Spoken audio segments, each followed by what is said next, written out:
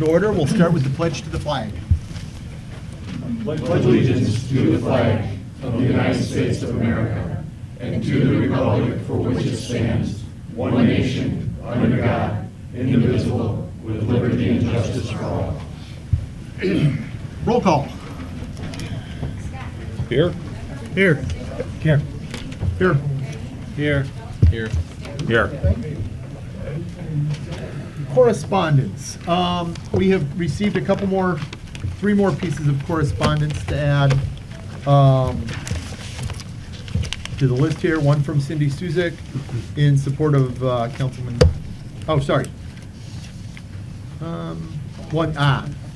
one from Bill and Mary Schenkel in support of Councilman Sienkiewicz, one from Graham Britton in support of Councilman Sienkiewicz, and one from a list of about 8 or 9 people addressing the weeds in the lake and their dissatisfaction with the state of some of them. What I'd like to do is entertain a motion to put the one from Schenkel as E, from Britton as F, and the note on the weeds as G, and then I'd entertain a motion to receive and file all and refer item G to the Water Management Board. So moved. Support. Motion Duff, second Stack. Before we go to the vote on that, I also did want to mention, because I know we've got a lot of folks here who are not frequent attendees of council meetings. We've got all that correspondence. Most of it refers to item 12A, the Marshall Road ending. We're going to bring it down there. And with reference to that item, people have asked me kind of what's the process, what procedure are we going to follow on that one. So just so everybody knows, we have our call to the public coming up in a minute or two. That's the time that people should address the council regarding any and all items on the agenda, including that one. When we get to that item, we'll get there. I have a few things to say on it. I think our attorney will have a couple things to say on some of the specific points.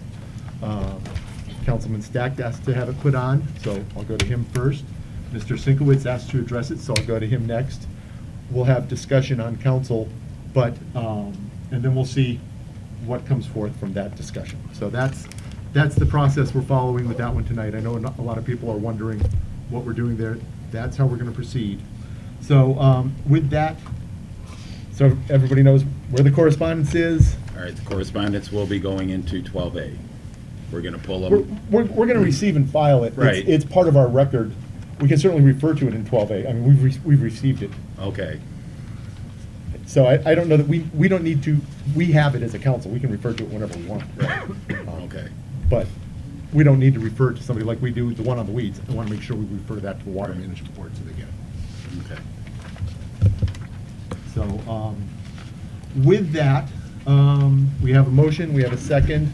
All in favor of receiving and filing the correspondence and referring item G to the Water Management Board, say aye. Aye. Aye. Opposed? Motion carries. Additions to business. I do want to clarify one thing on the agenda. All the way over on page 3, after item M, it says item H. That is actually item N. It was a typographic error, so that one is N. But with that clarification, do I hear a motion to approve the agenda as presented? So moved. Second. Motion Stack, second Duff. Further discussion? All in favor? Aye. Opposed? Motion carries. Okay, so that does bring us to the first call to the public. I'll open that in a minute. I also, since we have folks who are not often here, I just want to go over rules on call to the public with everybody so that everybody knows what we're doing. We'll go through, everybody will get a chance to speak. Because we are recording it and putting it online as we do with all the regular council meetings, I'm going to ask people to come up here to the microphone if they can at all make it. Sam, if they have something to say during that agenda item, we'll see if we can get them a handheld mic.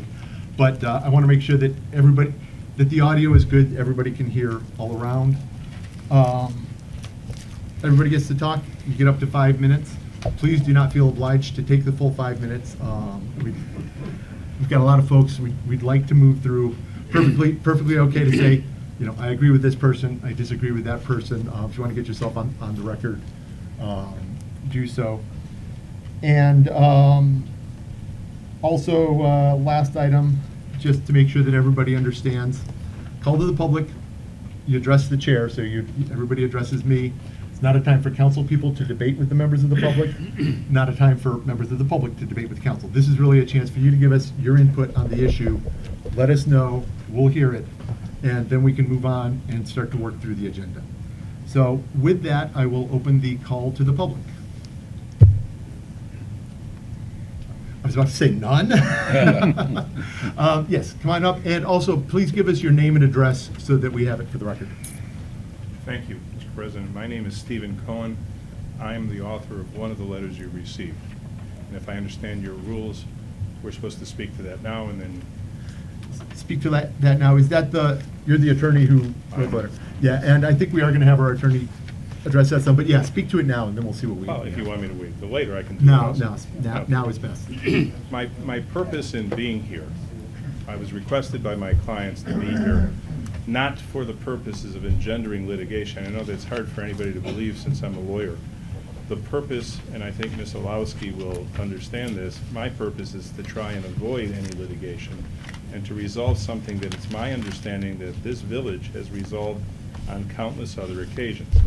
It is also not my purpose here to assassinate the character of anybody, either Mr. Sienkiewicz, his neighbor, or anybody else. It's not my job. However, the facts are, as they've been presented, that my clients believe, and these are a great many of the village residents, believe that Mr. Sienkiewicz is asking people not to be using the public access that is at the end of March. I don't think there's any question about it. The problem is, what can we do to resolve this without lawyers and craziness, and to be good neighbors? This isn't Mr. Sienkiewicz's first time with this issue. I go back to actually, and I did some research, because I'm supposed to, back to 1986, where at a time Mr. Sienkiewicz was in the same position, and at that time, in your meeting notes of August 13, 1986, he then responded, and these are in your minutes, Sienkiewicz stated he does not deny that his boat trailer and vehicle have been parked at the access site, but his is not the only one, and he pointed out that after both drawdowns, and it goes on. I don't think Mr. Sienkiewicz is a bad man. To the contrary, he's been here for a long time, he's done a lot of good things for the village. What he's not doing good for the village is engendering this type of difficulty. My clients believe and can prove that, for example, the rocks and the cattails that are now at the bottom of the access were planted by Mr. Sienkiewicz. They weren't planted by the DNR. They didn't come as an act of God, where he was quoted recently as saying, it must have been a seed that got there and they just popped up. And as a result, what he's done is make it impossible, or not literally impossible, but very improbable that anybody would put a boat into the water at the end of the Marchar Road, which is exactly not what it's there for. It was originally dedicated to the members of that subdivision, to the homeowners. This city, or this village, has already indicated that they now maintain it. There are incursions on both ends, where people have put their dock, at least to the right and to the left, where they encroach on the 40-foot road end. And to the degree that's been actually dealt with a couple times by your council. So the question is, what can we do?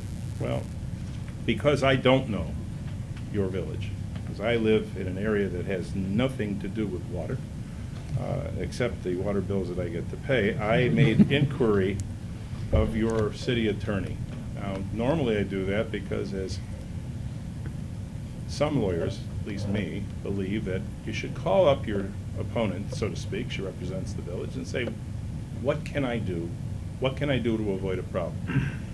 And Ms. Olowski, because she's in a position where she represents the village, couldn't give me a straight answer. Well, she didn't lie to me, but she couldn't give me a direction, because it's up to you, men and women, to make these decisions.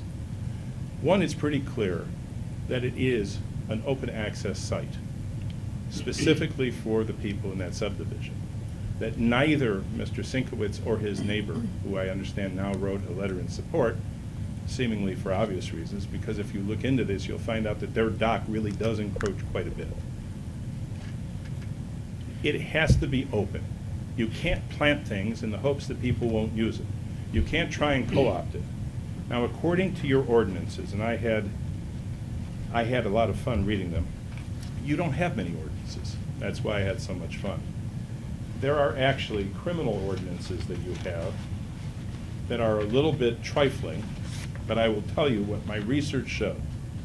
You have an ordinance that says that no person shall take or meddle with any property belonging to the village, et cetera, et cetera. So technically, if you're telling people you can't use it, you're tampering with it.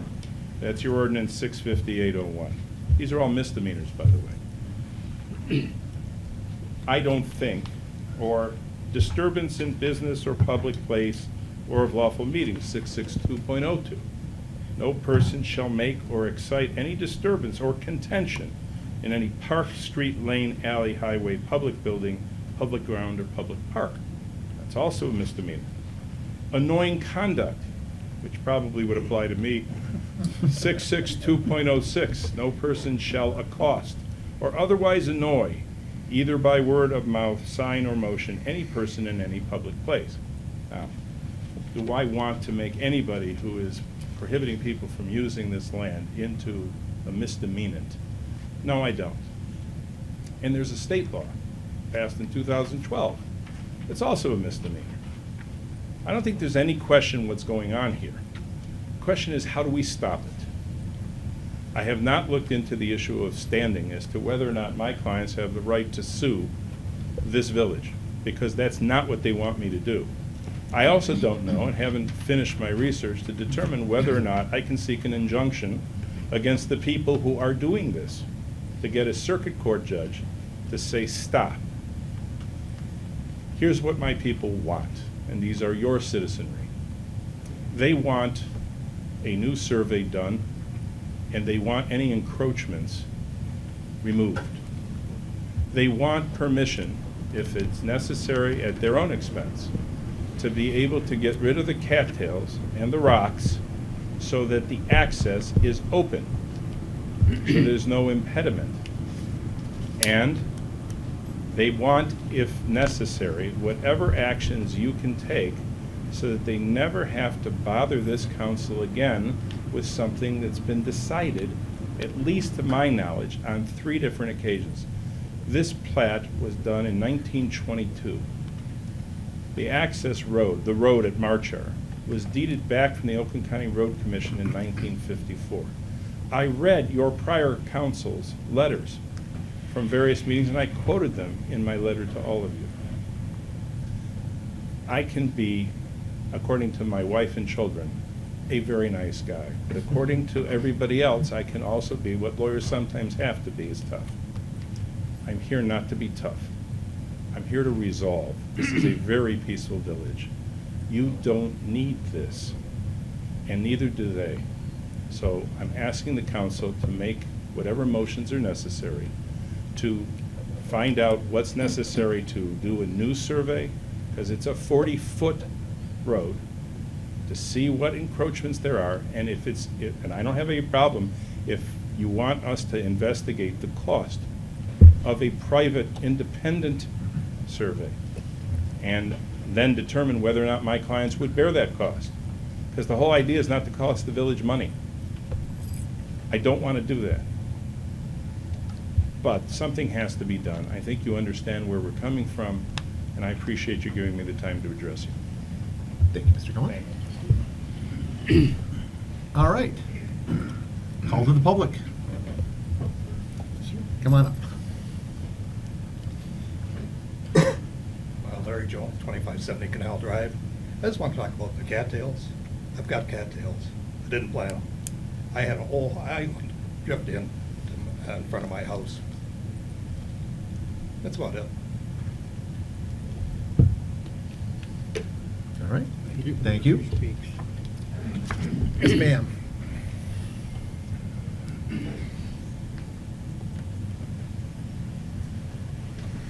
Hi, good evening. My name is Shelley Von Sunkel. I live at 2529 Marshar. I'm referenced in the letter from our council. I guess in regards, first I want to comment to what the gentleman just said. I've lived in this house now going on 8 years. There were no cattails 2 years ago. So they didn't just magically appear all of a sudden overnight and they're that big and there's that many of them. I mean, I think we all know enough about how weeds propagate and things happen. With that notwithstanding, I guess what bothers me the most about handling this peacefully, it's good to handle it peacefully, and I want that. But what's frustrating to me, to be totally frank, and I expressed it to my neighbors, you guys are all elected officials, right? I mean, more or less, you work for us. You shouldn't be above the law. So if we can't use the encroachment and the endways, you guys shouldn't be allowed to put boat docks there and come out. When I bought the house, point of fact, Mr. Sienkiewicz came out to me. I was down there because at the time the law hadn't changed in the Senate. And we were told that it was lake access, right? So the house seller didn't do anything illegal at the time that was technically qualified as that. So I was down walking around, just bought the house. He came out and said to me, "Can I help you?" I said, "Yeah, I just bought the house and, I was coming down to look, lake access, so can you swim down here?" No. This isn't for public use. So that happened to me. So that's on record now. And I would attest to that's what happened. So what really bothers me about this is that as elected officials, and this is what Americans get fired up about, you guys are supposed to represent the people instead of abuse the power that you're given. And here we are, you guys are city council. I've never had a problem in this village. I love living here. I really do. I like it a lot. But this frustrates me. And then the thing we all know what happened on the news and what was captured, and then to have the article in the Spinal Column and, there's been no complaints. Got numerous records. Our lawyers looked it up. It's been on the file so many times. I don't know how you can honestly say, it's never come up. There's never been a complaint. Totally not true. So, from our perspective, I'd like to use it. I have a young daughter. It'd be great if we could, but we don't want to be bullied all the time. And honestly, that's what it feels like. It feels like being bullied, I guess, is the best way to say it. Between the abuse of power and how we're treated as, constituents, it's like, no, you're not good enough to use it, but I can use it. And you should just accept that. And that's wrong. That's not what this country is about. So that's all I wanted to say. Thanks. Thank you. Next up.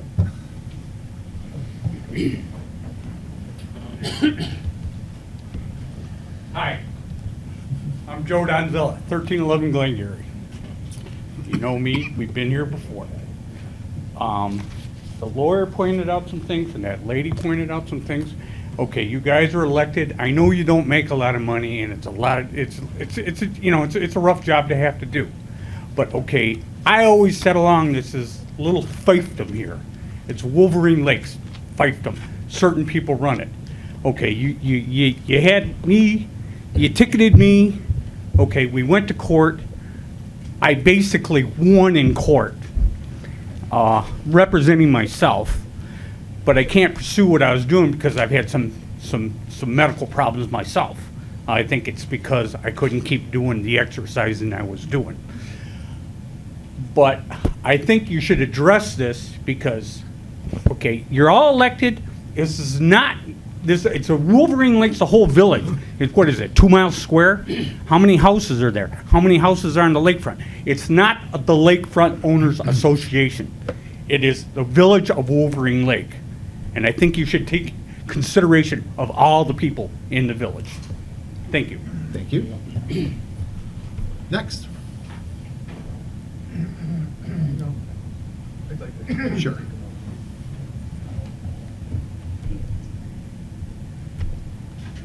I don't know if this is a good idea or not. We always want to hear what people have to say. My name is Tom Leventis. I live at 1548 Lakeview. I moved into the village 3 years ago, and it kind of looks like I came down on a pretty hot night. I didn't really expect all this, to be honest with you. I came down here for a different reason, but it's somewhat related. I was watching the council meeting a couple of months ago, and I heard the council discussing the outlets around the lake. So I'm sorry about all this, but in the discussions, you were talking about ownership and that kind of thing. Who owns them, who can use them, who governs them, and all these kinds of things. And then you were discussing whether boats can or cannot be kept there and that type of thing. But let me just say up front, I'm not here about the boats. I'm here to ask council about ownership and usership on these properties, okay? And liability, which is my biggest concern, which is why I'm here. And so with that being said, I would appreciate if you gave me the opportunity to just briefly share an experience that I had here in the village with one of these outlots. But before I do that, I just want to clarify something with council to make sure I'm hearing it right, because maybe you might not have to hear my whole story. But in that discussion that you had, are you essentially saying that all these outlots around the lake are not owned by the village? They were essentially deeded to these different subdivisions and so forth, so that people that live off the lake can have access to the lake, which makes perfect sense. Am I understanding So that to right? answer your question, it's actually kind of complicated, because there are, in the various subdivisions, some subdivisions have lots that were deeded for the subdivision. Subdivision association was formed, they've taken control. Other subdivisions have subdivision lots that were deeded to the subdivision. There's really no active subdivision association, but they're generally there and maintained. And then we also have a lot of road endings, which are a different legal status. They're actually road endings that go down and forth. And we'll talk a little bit more about this when we get to item A. But it's oftentimes very specific to the specific lot. Okay. But I guess my question to the village is the outlots that are around the lake, and there's a variety of them, does the village own any of these properties, or are they owned by the subdivisions and the associations that oversee them? That's So my in- question. In general, the deeded outlots are, and I'll ask our attorney to correct me if I'm wrong here. The deeded outlots are generally considered to be owned by the subdivision as a whole, but they're a little murky, because you have deeded access rights to that, but it's not, nobody has their name on that specific plat, other than the subdivision association as a whole. Okay, so I think Oh, wait, I think we're confusing a lot of things here, but Yeah. there are outlots, there are road endings. Correct. There are different legal yeah, and my answer is specific only to most of the subdivision. outlots. Are all the outlots essentially road endings, or are there No. both? They're- No, it's- They're But different. does the village own any of them, whether they're the road endings or whether they're the outlots? Do the village own those pieces of property? And it's Well, what I mean public is- property. It's not an ownership. It's, Tim, Tim, Well, I think we're getting. somebody has to own property, though. Whether it's the village, No. an individual, or a group of individuals, there's always ownership. I think we're about to get into the It's not murkiness ownership. and into the point where we're starting to debate this. We'll come back and address it when we get to item A, but it's a complicated issue. Well, could I just take a brief moment just to share an Yeah, sure. experience? And here's essentially what happened. 2 years ago, I built a house at 1302 Lakeview. And I'm sure the council knows that over on that side of the lake, the lots are somewhat narrow, so it's a little challenging to build a house, as you can imagine. And I went, you need to get equipment in there and materials and the well and on and so forth. There happens to be one of these outlots right next door to it. And so the thought is if I could use part of this property, okay, it would make it easier and expedite the whole building process. So I came down to the village and asked about ownership, and was told that these parcels, that one and several of them around the lake, were at some point in time given away to the folks that live off the lake so that they could have access to the lake. And so they gave me the name of the association members over there and said, you need to talk to them. I sat down with them, told them, why I was there and so forth. And this is where it gets a little messy, and this is what drove me here tonight. What happened was, one association member says, well, we don't really own the land. It belongs to the city, we just sort of oversee it. Another one says, no, it's ours, and it's been deeded to us, and we have the authority to let you use the property. And another one said, well, it really sort of belongs to everybody. In fact, they told me I was one of the owners. They proceeded to give me boundaries, saying if you're within these boundaries, you also own this property. And then, in the midst of their discussion that these folks were having, they mentioned that there's no property insurance there. So you can imagine what was going through my mind. I came in there wanting to get permission to use part of the property, and I'm being told, well, you're one of the owners of the property, and by the way, it's not insured. So what I did is I called my attorney. She got back with me, and what she said is she looked up that parcel and couldn't find ownership to it. And sometimes that happens. It's just not recorded properly or whatever. That's not why. Well, that may But not be, let's- but. let's let him go, and then- Yeah, let me then finish we'll with- come back to yeah, this it when may- we It may address not be, all that's of why I'm in these. here to clarify it. Yeah. And my issue is liability. I just don't want to be part owner of this property over there. That's my concern, and I want to know if I am part owner, what do I need to do to remove myself from it or get it insured? I don't want to be sued if somebody gets hurt on that parcel. That's why I'm in here. It's not related to this, but this incident did cause me to come in here and bring this up. So my lawyer took it upon herself to check some of these outlets around the lake, and she found some that didn't show ownership, some showing that they did own or belong to some subdivisions, and then she found several of them that are owned by the village. And essentially, we worked the deal out with the association. I built the house. They got their deposit back. We put the property back in order, and everybody went on their way. And at that time, I meant to look into it, and I just didn't. Life went on, I didn't do it. Then when I noticed the board, the council, talking about this a couple of months ago, you were having discussions, and I think somebody even mentioned something about insurance and that, and I said, oh my God, I probably need to put this on my to-do list. So I started to look into it. And then when this unfortunate issue happened with the news, there was something very intriguing that was said by the newsman, I think Mr. Wolochek. What he said was, and I just want to paraphrase it, he had some papers in his hand. He was talking to the councilman, and he said, I have papers here that say this is public access. I have the right to come in here and use this area. Then he said, I live nearby, which I took to mean that he lived outside of the village, and these papers say I can come in here and do this. And that struck me because that's what some of the association members were telling me, and then the immediate fear went up. Wow, anybody can use this. Am I part owner? Am I liable? And all that kind of stuff. And that's why I'm in here tonight. And if I could, very briefly, and I'll be done here, I decided to finally look into it myself. And I'd like to share with you what I found. And before I came in here tonight, I went down to the township to verify what I did in fact find. And I found the same thing my lawyer found. Just some examples. There is a launch at the south end of Penny Lake. That shows up as being owned by the folks in the subdivision just on the other side of Wolverine Drive. You get a little north of there, okay, there's a small little beach. It doesn't show ownership. And there's a couple others along Penny Lake on the Wolverine side that show that. When you start looking at the Shankin side of the lake, it changes. There's that small little apartment complex down there by the restaurant. That whole waterfront, all the way up almost to the building, shows as being property of the village. As you go north along Penny Lake and Shankin Street, the first two outlets there show ownership of the village. And there's a few others. When you get around to the swim hole that we all know is on the east end of the lake, there's a small little strip of land there that sticks out between the swim hole and that little no-wake zone over there. It shows up as ownership of the village. The beach down there by Mallow and the park shows up as ownership of the village. But the small launch next to it shows up as ownership of the subdivision.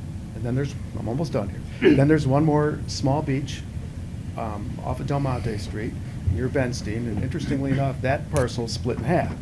Half of it belongs to the sub, half of it belongs to the village. So with all that whole thing being said, I at least wanted to clarify what drove me to even come in here and ask.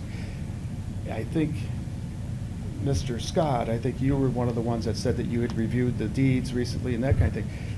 Can I, in fact, get a copy of the deed to the outlot or road ending or whatever it is at next door to 1302 Lakeview, so I can take that to my attorney to make sure that I'm not liable if anybody gets hurt on that property? So, And that's where I'm coming from, but I wanted to give you the whole spiel. okay, no, that's very helpful. It's, you know, Exhibit A, and why if I had a time machine, I would go back and replat the whole village from the beginning. Yeah. The short answer is, I don't know if a deed for that parcel exists. So Well, We'll bring this back. If one exists, certainly you can get it, but If it doesn't exist, then what? Who owns it? There isn't ownership, is what I'm saying. It is a plat dedication, so you need to look at the plats.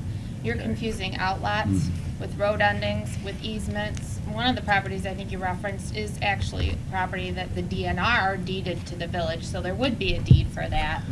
All of these properties may look the same, but legally are very different.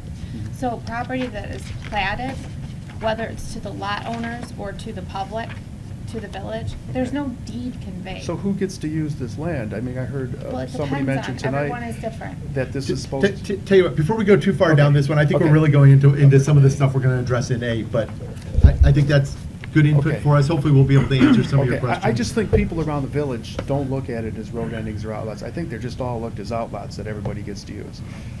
Maybe that's... Yeah, I think so. I think there's a lot of Again, my confusion that concern exists is, here. I just don't want any liability, so... Okay, thank you.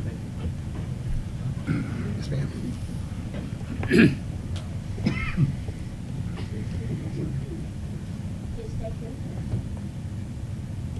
Hi, my name is Lynn McCoy. I live at 953 Wolverine Drive. And that's not lakefront. It's across the street from the lake. I'm a frequent street ending user. I use several different ones. I've been over by the one in question. Couldn't even get to shore with my kayak. The cement chunks and the cinder blocks, those aren't something left over from when the lake was made. That was something dropped intentionally in there to create a barrier from the use. What I'd like to know is, how are street endings identified for public use? As a community, I've been hearing that you're trying to attract families, you're putting in a new park over in Amenia. We are a lake community, and how can the entire community know how they can access the lake? Put out a nice newsletter in the springtime with the no wake rules and so forth, but you don't tell the people who don't live on the lake how they can use the lake. Also, I'd like to know if there's a street ending at Lucille Drive and Wolverine Drive. A no parking sign existed there a couple years ago, and then all of a sudden it was removed one day. There was a chain going across the waterfront there. There's now been a gravel parking place put on there. And just as the other day, the chain is gone along the waterfront, but there have been boulders dropped in. And so I just wondered what happened to that no parking sign. Is that indeed a street ending? Has it been coveted by the neighbors? Okay, so my answer there is going to be, without having looked You gotta at the look. plats, but I believe the one that you're talking about, my understanding was that it was a road ending, and in general, if there was a no parking sign there, that was one of the indicators that it was a road ending. So beyond that, I don't have any knowledge. We'll have to refer it to the administrator to investigate. The no parking sign has disappeared from that property a couple years ago. And I would just like to know, what is the enforcement on the use of the road endings? Also, are the homeowners next to the street endings allowed to covet the street endings for private parties? And this goes into the liability section when bounce houses are placed on street endings. And porta-johns and whatever else. It actually, blocks the public from using it. Okay. Thank you. Anybody else? I'm going to go Malik, and then I'll go to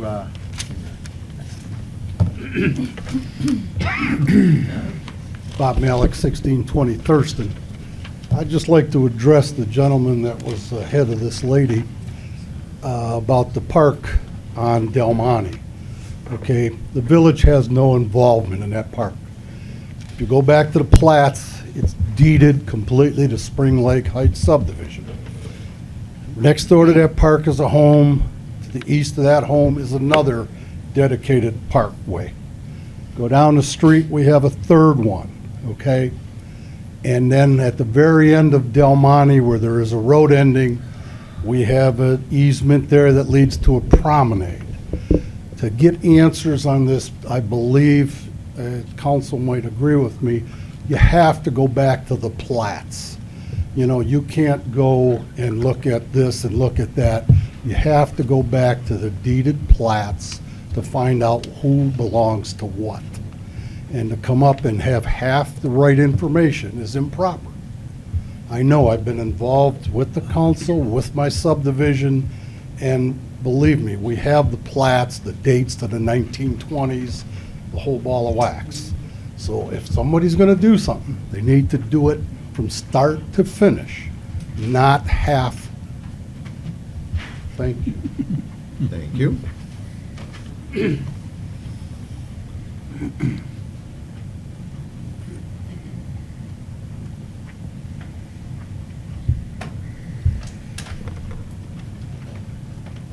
Hi, my name is Mary Stack. I live at 701 Laguna. And as some of you may know or may not know, Michael Stack is my husband. He's never been able to keep my mouth shut. So what I say isn't necessarily a reflection of how he feels. Of course, I was drawn to the TV as everybody else was when that show, whatever it was, came on. And I listened to what the people said that they had approached council 3 separate times in the past. And I was really surprised to hear that. I guess it was a couple times in the 80s and once in the 90s. Now, I know this council wasn't around in either of those times. But in the comments I hear today, it sounds like in the hood, it's us against the council. The council won't do anything. The council just listens and yeah, wags their head and goes back to business as usual. Well, that happened twice in the 80s, once in the 90s. I can't blame these people for thinking that nobody really cares about giving some type of sanction or something. You know, it's just not fair that you keep doing this to these people and nothing happens. You know, so I think that our council should show the people here that you really represent these people and do something about this. Don't let this happen again and come another 10 years where you have to come and meet before another council and say, oh, well, the same thing happened again. You know, it's the same neighbor. He blocks the whole thing. So that's my opinion, and I'm sticking to it.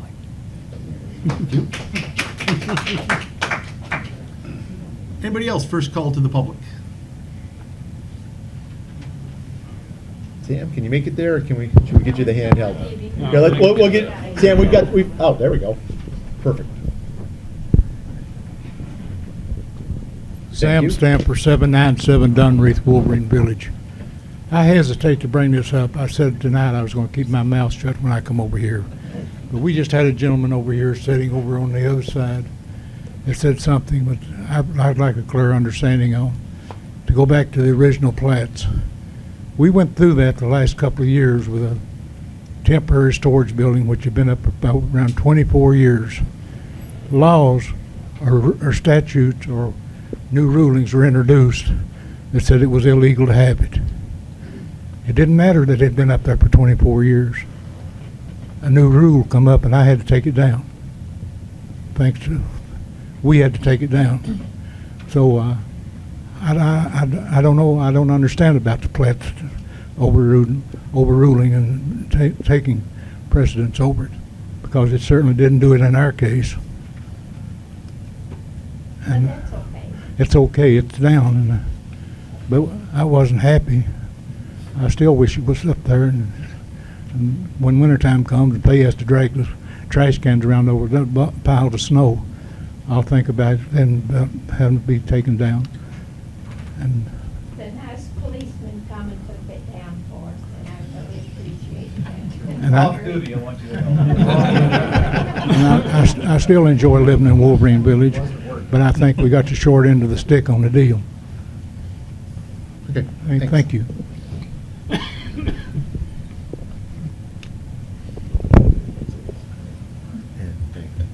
Did you want, as long as you're As long up as there. I'm here. Rick Casera, 1380 Apple Orchard. Just a couple things. I think a lot of the people said some things I want to say. I think everyone on this council isn't doing it for the money.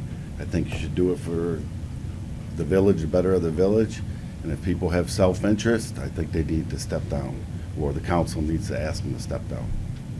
And so that's really what I have to say. Thank you. Anybody else?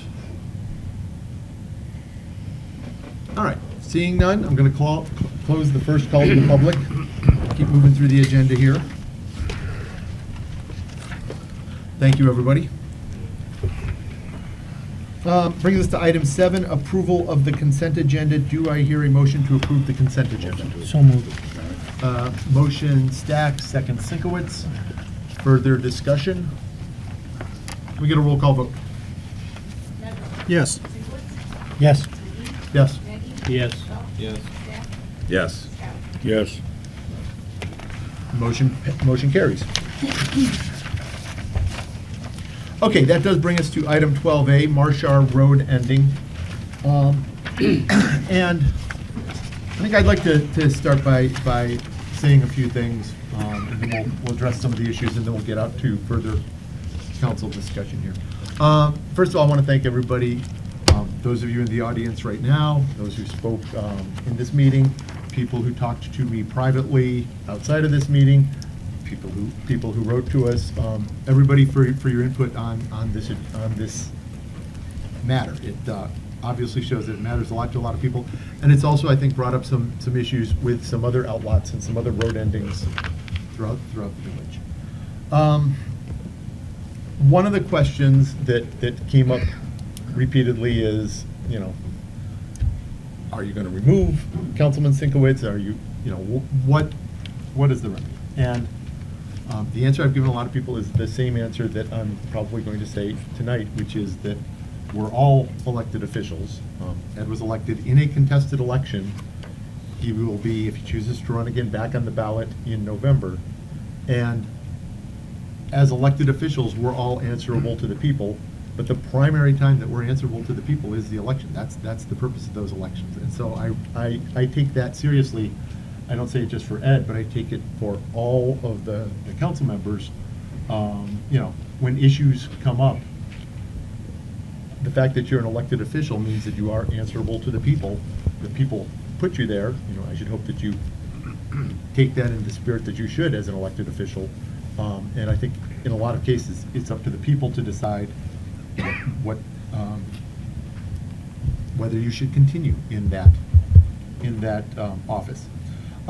Specific question came up around President Pro Tem as an office. It's the same as an elected council person.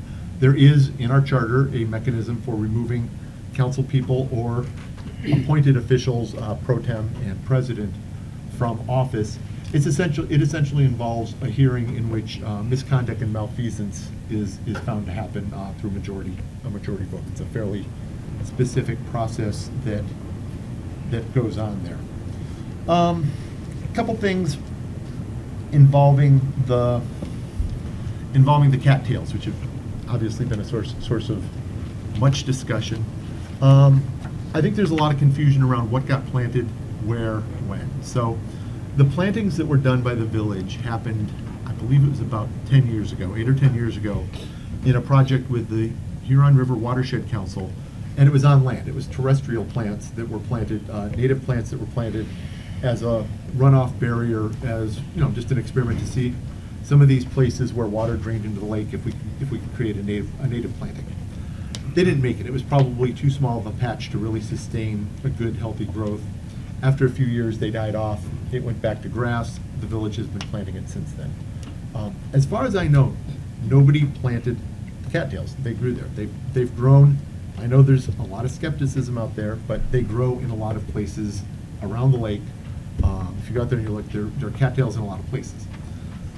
As far as them being a protected species or a protected area or a planting that must, that is sacrosanct, they're cattails. We have cattails around the lake. People often remove them for a variety of reasons. They're not rare. They're not protected. They're often found to be beneficial in avoiding erosion and runoff in shallow areas. They grow at some of the other areas too. They grow in a lot of areas often. But as far as I know people think they were planted on purpose, but I've never heard or seen any actual evidence that anything happened. As far as I can tell, they just grew there. In terms of road endings, I think we'll get a chance to talk about this some more, but I did want to have our attorney address it at least a little bit. Road ending law has been often murky and often contested in the state of Michigan. It was most of the rules around road endings were kind of built through a variety of case law that happened in the state of Michigan over a long period of time. There was a lot of confusion around them in a lot of places. I guess it was 2012. I thought it was even a little earlier than that, 2008. But it was fairly recently in the last few years. Our current State Senator Cohen sponsored a bill to clarify some of the rules around it. That bill, I believe, was mostly focused on permanent docks, seasonal docks, picnic tables, things like that that could be found to impede ingress and egress to the lake. What else is in there? The exact rules around it. As a village, I think what we've always understood and enforced is that it's for ingress and egress to the lake. You should go in, you should come out. Not a park, not an outlot. But I'm going to ask our attorney to let us know, especially now that we have a new law in place, what are the parameters of permitted activities at a road ending? That is a good question. And I fear it's going to be a murky answer, so It really is. So a lot of what I was saying before is first we need to identify what is this? Is it an outlet? Is it a road ending? Is it an easement? There's a lot of these terms being thrown around interchangeable. And all of this is from a legal perspective. They are very different things under the law. So this one in particular, and I'll go back to some of the comments. Every single one of these properties that may look the same to you throughout the village are legally very different. Nothing is where it should be, and there's a lot of restrictions on a lot of properties, and was conveyed improperly over 100 years. It's very complicated, site-specific. This one is a road ending. It was a plat. You look at the plat. In this one in particular, there was a dedication on the plat of this road ending to the lot owners. Well, throughout history and evolution of road ending law is that these properties were then dedicated to the municipalities. And they could either accept the dedication through a formal resolution or by taking care of the property, maintaining the property. That's how acceptance of the dedication occurred. So it's not an issue of ownership. There was no deed that was conveyed. They're plat dedications. Some of them are plat dedications to specific lots, and they would go to those specific lots. So every subdivision is different. This one, by virtue of the village taking over maintenance and control of the property, accepted the dedication, and it is a public road ending. So it's in the inventory of public property. There's not a deed, there's not ownership, it's public property. So once we've identified what exactly this property is, the village is holding this property for the benefit of the public, for the public.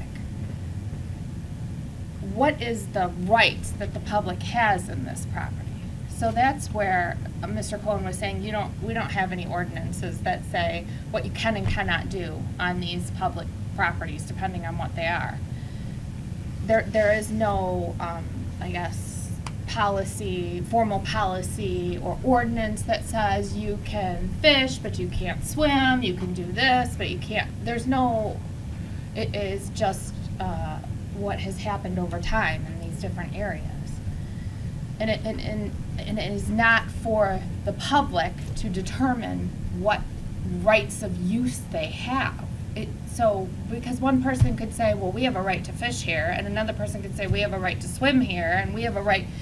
you could go on forever deciding what use you have on that property.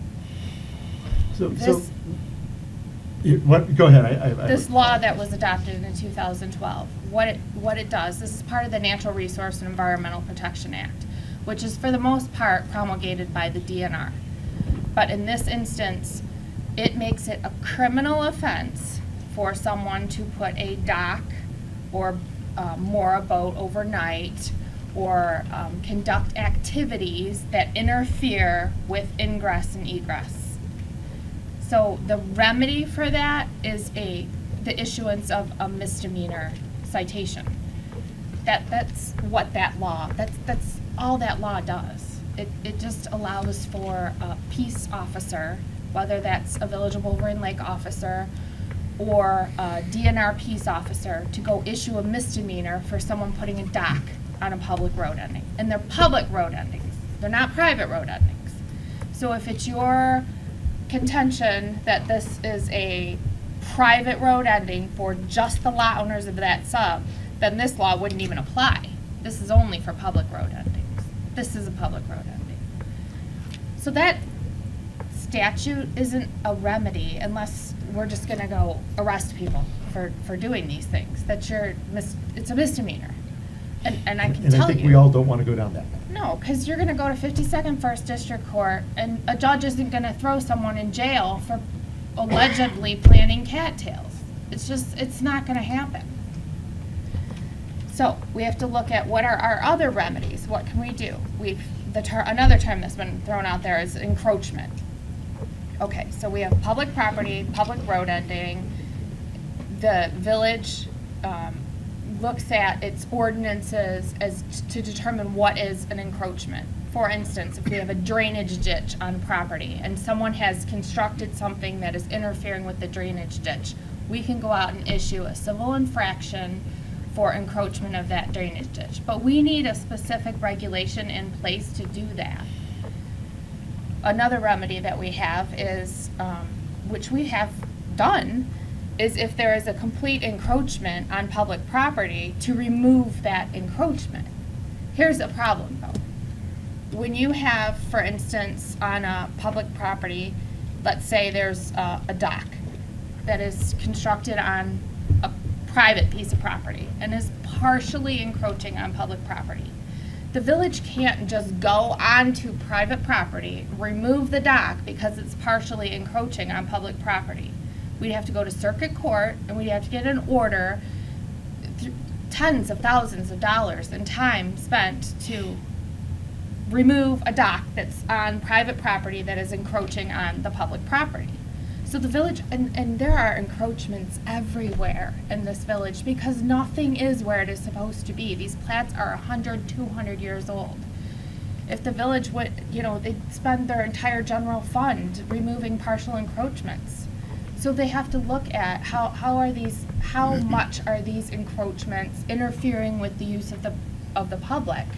There's not an endless fund to go remove all partial encroachments throughout the village. And I'm not minimizing any particular encroachment here at all. I'm explaining the legality and the process to you and the cost that is associated with that.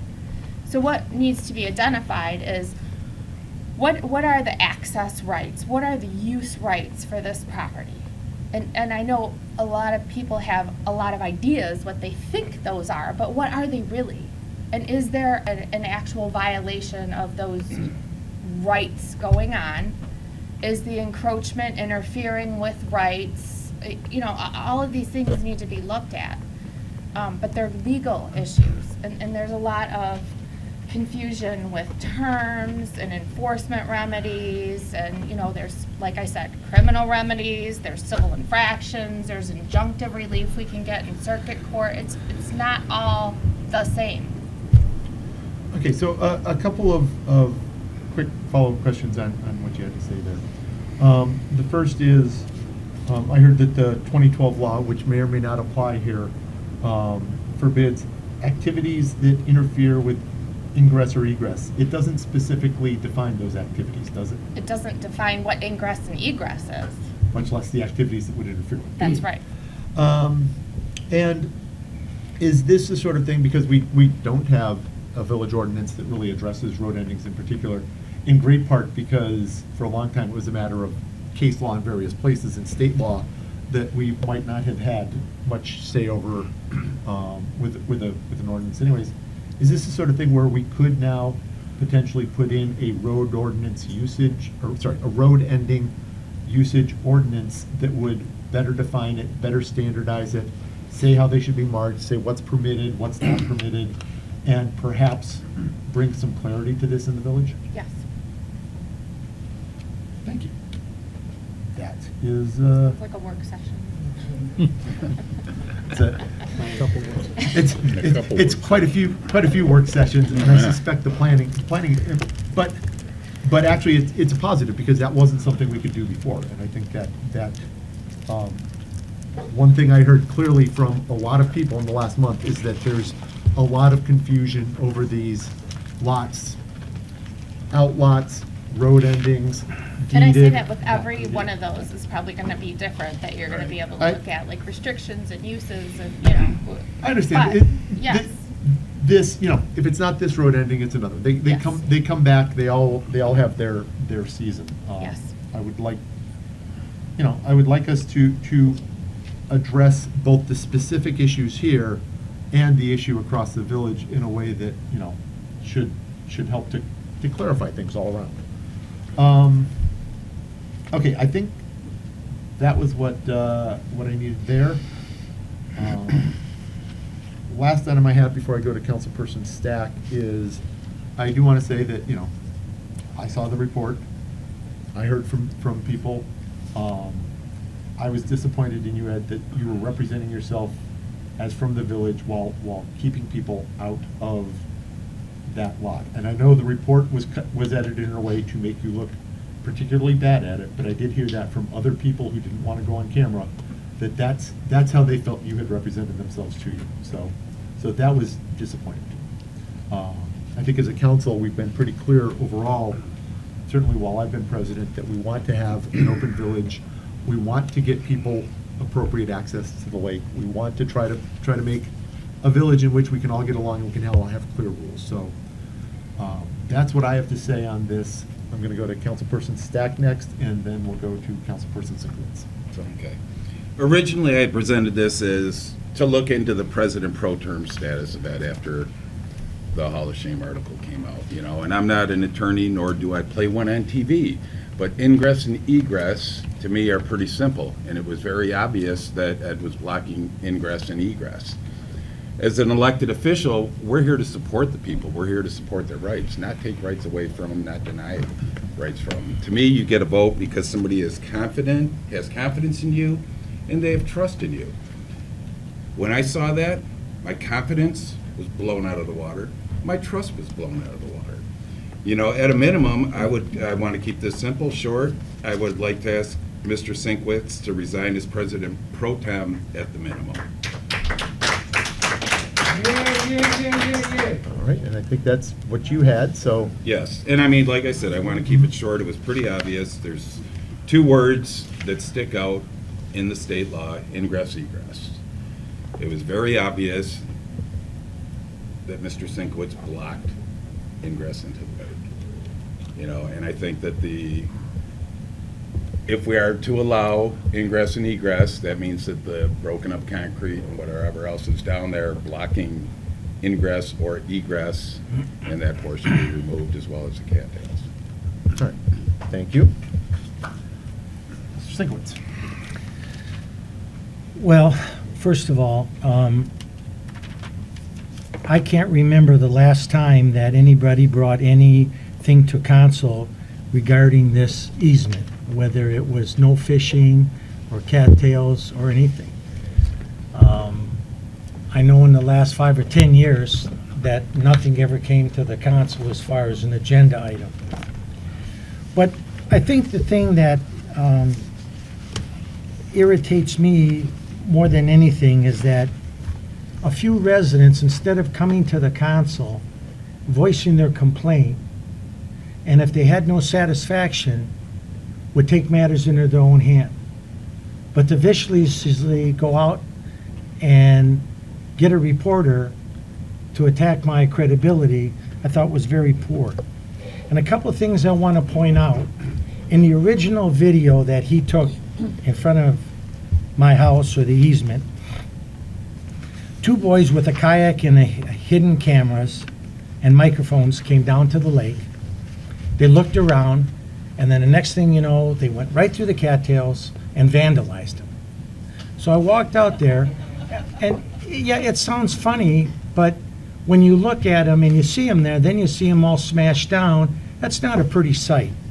So I went up to the boys and I told them what they did, and I said it wasn't necessary. There was a place you could have put the boat in. We had a conversation, no conflict. And I even told the boys, if you want to go out on the lake, use my beach and launch your kayak. Mysteriously, that was edited out of the video. Now, with cameras running, Rob's interrogation started of me. And I said to him, have you been to the village to find out what the restrictions and what this is? He said, it's a village outlot, blah, blah, blah, blah, blah, blah. So obviously he was wrong in that point. He says, I don't have to go to the village because a few of your neighbors told me everything I needed to know.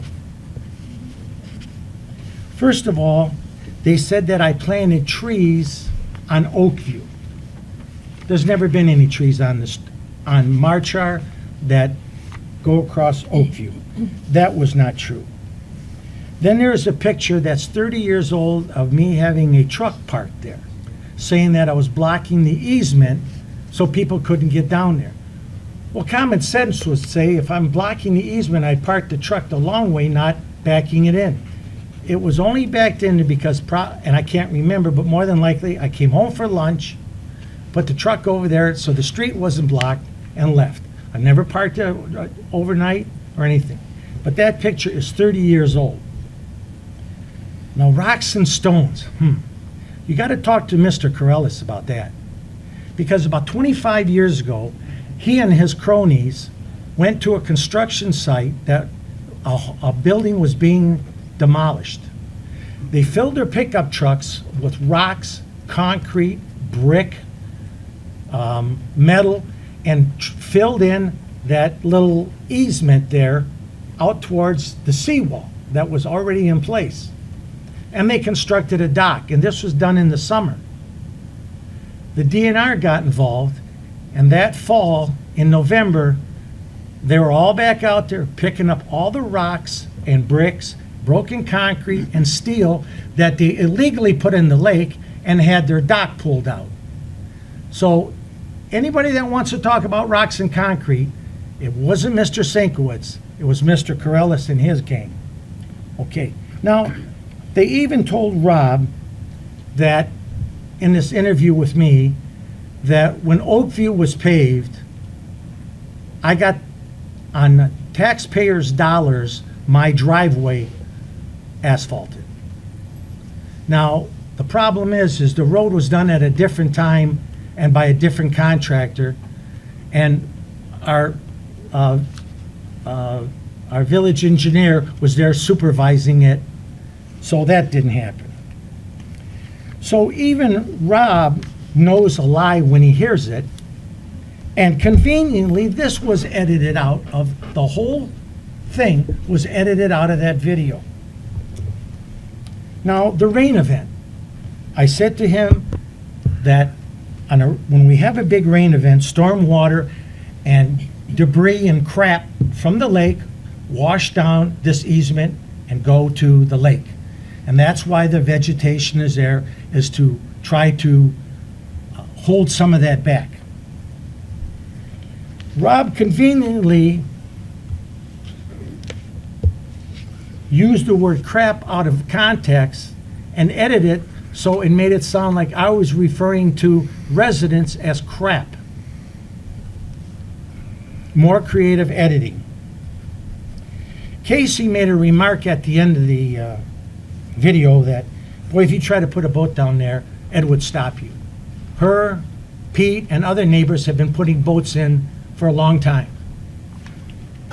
I haven't talked with many of them. I don't confront them. Sometimes there's a little small talk. All those people went around the cattails. I did not plant the cattails, believe it or not. Have they flourished? Absolutely. Now, if the village feels it's their responsibility, not mine or anybody else's, to cut them down or take them out, I don't have a problem with it because it blocks some of my view. But I did not plant them. But anyway, surprisingly, Cassie didn't mention, because remember, I'm the grumpy, mean old man that sits on this easement.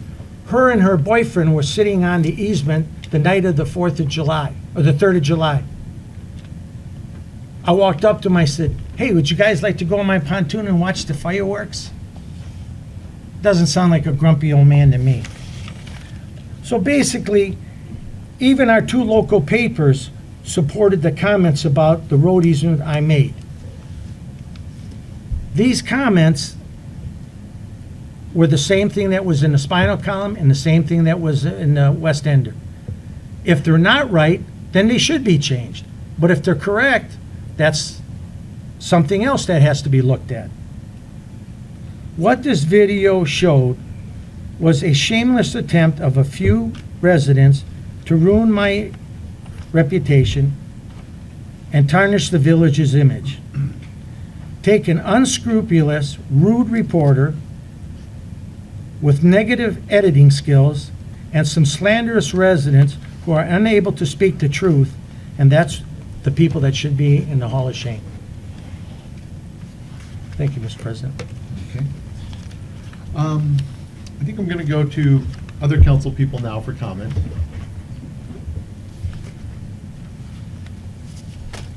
Looking at me. I'm More than happy to I'm do looking that. back and forth. Let me go to Mr. Scott, and then I'll go to Mr. Nate. Yeah.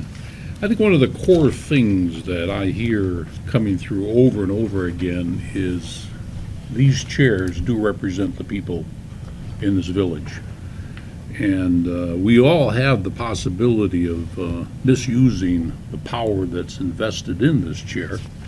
But I think in the 14 to 15 years that I've been in the village, the few times that that has occurred, the council has taken action.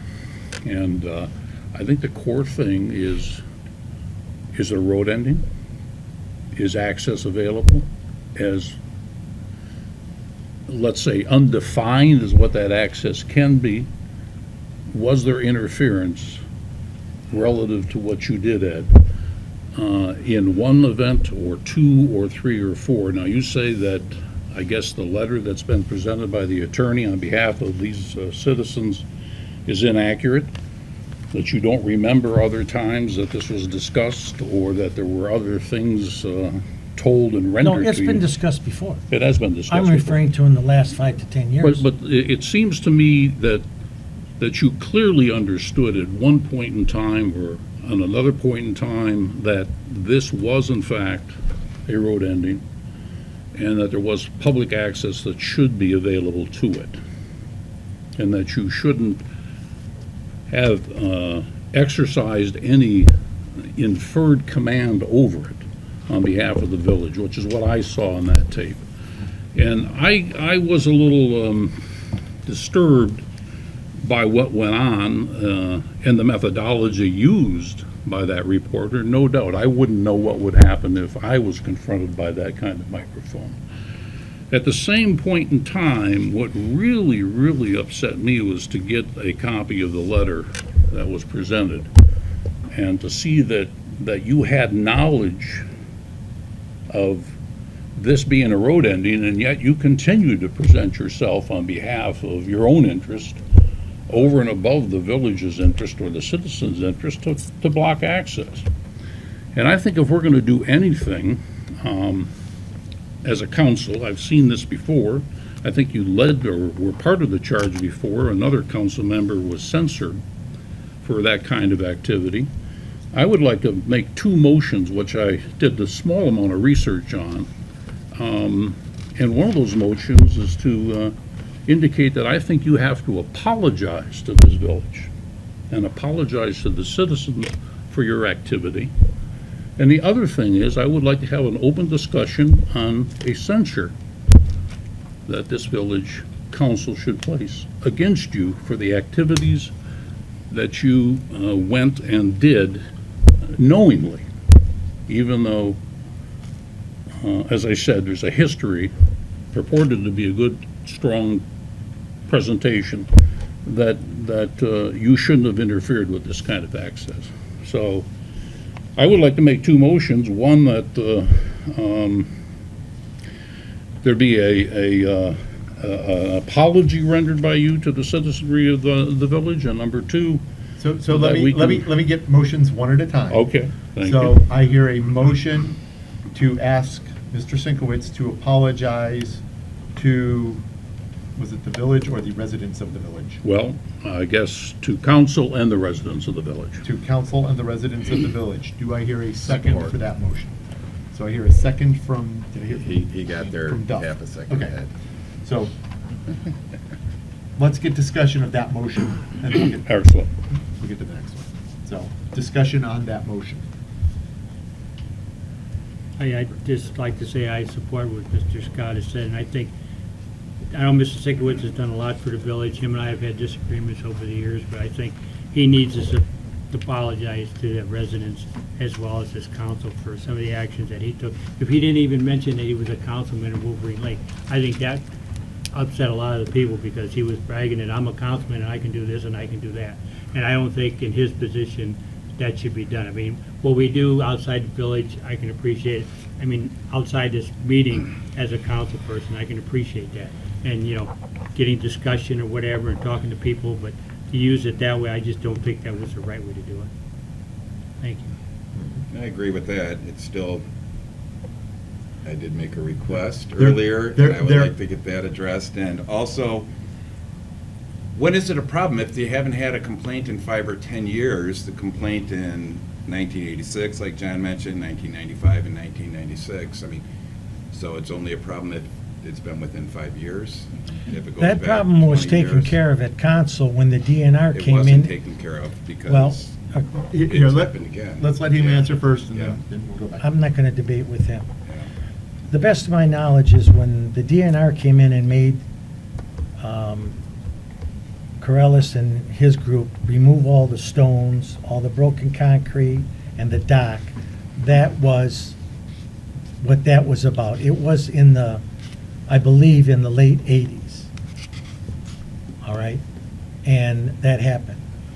Well, the other thing is, what, and I agree, I can see where using or saying that I'm a councilman or I'm on the council, that was probably something that was inadvertently a mistake on my part. And I do apologize to that to everybody here.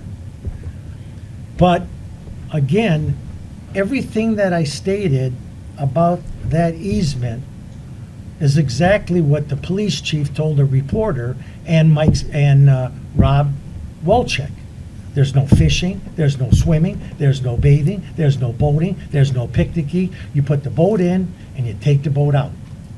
So I'm not the only one that has misinformation about that. And like I said, they put their boats in there quite a bit. I don't have a problem with it, but again, it's the same thing as in front of an easement. I didn't put the lily pads either. Does somebody have the right, especially a non-resident, to go down there and start pulling out the lily pads because he hates lily pads or doesn't like the cattails? No. If this community and the village want to remove them, go right ahead. Like I said, I didn't plant them. They flourished. They blocked some of my view, and I've talked about it with the administrator and others. They said, we don't have the authority to go in there and whack all that down. So, be it as it may. Okay, so Ed, actually, let me go back to something a little earlier specific to this motion. The motion was to ask you for an apology for having represented yourself as being from council, you know, to block access ingress. You don't need a motion, and I just did it. I think I just heard that from you. With the word Um, but. Yeah, There, speaking there of was, butts. there was more after that, but I think it would fulfill what's wanted out of that motion. If we could just get a formal apology from you, if you would just write it into the village, it would come to us at our next council meeting. Could I add some Would more that- context to this? Well, let me ask you, would that fulfill what you were looking for in the specific motion asking for an apology? Well, it would, but I think there's an item here that needs to also be discussed. And I think Ed keeps missing it. Maybe I'm the only one that sees it. If anybody should understand procedure and process, it should be an individual who is representing these people, and that's what we're doing. And procedure and process was an item that, Ed, you just pointed out and said to these people, if you had a problem, you should have come to council. If I'm reading the letter correctly, they did come to council. And there was actions taken, and there were comments made. Okay? If you had a problem with them taking advantage of the access, you too should have come to council and said, you know, I live next to a road ending that is being misused and abused, and I need to have some help on that. Now, maybe I could possibly have done the same thing and walked out and said, hey, it's not for public use, please get out of here. I don't know. Wasn't confronted with that issue. So it's in that context that I'm looking for the apology. So, I think And we're so- hearing what he wants from an apology. Ed, we have a verbal apology from you. I want to move us through our discussion Sure. and our motions here. Can we proceed to have a vote on this one and get formal apology for that? You don't have to. You don't have to vote on it. I'll have something for the next council meeting. If you want it in writing, no problem. We have the motion. If our motion and second are satisfied, we can withdraw the motion and move on. You're asking me to withdraw it, I take it. Yeah. If you get the apology by the next council meeting. If it's rendered in writing, I'll withdraw it, yes. Okay. Withdraw the second. Okay, so that motion is withdrawn with the expectation that Mr. Sienkiewicz will have an apology for our next council meeting. Yes. I think now, before I go to the second motion you wanted to make, I want to return to Mr. Stack's original question. So- Mr. Duff, you look like you Yeah. want to speak, so. So to add to one thing, Ed, pretty much if somebody had gone down there and had started to remove cattails, lily pads, whatever, you're not a police officer. You should have called the police. It's basically their job, not yours. And that's, I guess, where some of the issue comes into. Why'd you walk outside to confront them? Well, basically, when the two boys came down there that did the most damage, and obviously they were set up to do that, I said, why didn't you go around the cattails like everybody else does? You know, just, I don't know, where's the thinking? And I said, now look at this. I said, you know, these are all smashed down and it doesn't look very good. And we talked, and then they seemed to be two nice boys. And I just told them, I said, okay, look it, you know, if you're gonna come around and don't do that again. And I said, today, if you want, put your boat in at my beach and go on and enjoy the lake. And I walked away.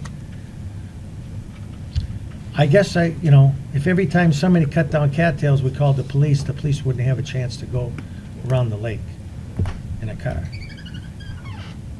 So maybe we need a cattail cutting ordinance, that if you don't have approval from the DNR, you don't cut Nevertheless, cattails. if there's something that you thought was nefarious, that's a police matter, one way or another. Well, I didn't think it was a police matter, I just thought it was a common sense thing. And just I want to interject, it's not necessarily a police matter. It could be an encroachment of some kind that is not criminal, and that's where a little confusion's coming in with throwing this Natural Resource Environmental Protection Act out. That's a criminal statute.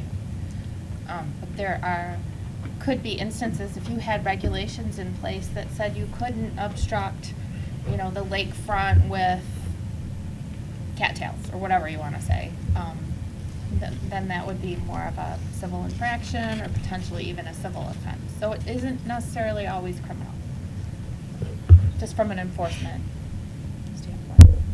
Okay. Let me go back, before I go to the second motion you wanted to make, to Mr. Stack's original question, and let's at least get an answer on that one, so. Yeah, and I do have a little more to add that as President Pro Tem, that would mean that if President McGee is absent, can't make it to a meeting, that then Mr. Sienkiewicz would be in charge of running the meeting. As Mr. Scott mentioned, we had 3 instances in which Marchar Road ending was discussed in the past, yet that was somehow forgotten by Mr. Sienkiewicz. So I still stand with, at the minimum, I would like to see him resign as the President Pro Tem, because he does not have my confidence, he does not have my trust to sit in that seat. Okay. Ed, do you plan to resign as President Pro Tem? Absolutely not. Then I'd like to ask you to resign as council. Do you plan to Member. resign from council? Absolutely not. Okay. So, asked and answered there. Let me go to Mr. Scott next. Mr. Scott, I believe you have a second motion. Yeah, the second motion was censure. And the reason for censure is I think we need to make on public record this conversation, and the reason the conversation was occurring, and the result of that conversation being a full recognition by this council that there has been warnings in the past, there's been discussions in the past. It might very well also be well to recognize that council in of itself didn't do anything on these 3 different occasions, although they did, in fact, the best I can see through reading, discussed it and told Mr. Sienkiewicz that these were not things that he should be partaking in. So I think the reason for the censure is to put on record that he is, in fact, fully now being, he must recognize through censure that this should never occur in the future. So what would the specific motion be? It would be a resolution. You need a resolution for censure, so. As compared to a motion when I read in Robert's Rules of Order? Yeah, a censure is, because you want it recorded.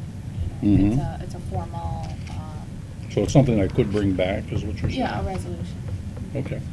Okay, so what But, we, I'm sorry. Oh, go ahead. You can discuss like whether or not you want to do the censure and what the parameters of the censure would be, and then, a resolution would be put together for that purpose. Because censure is something that is memorialized in your minutes as in a resolution form.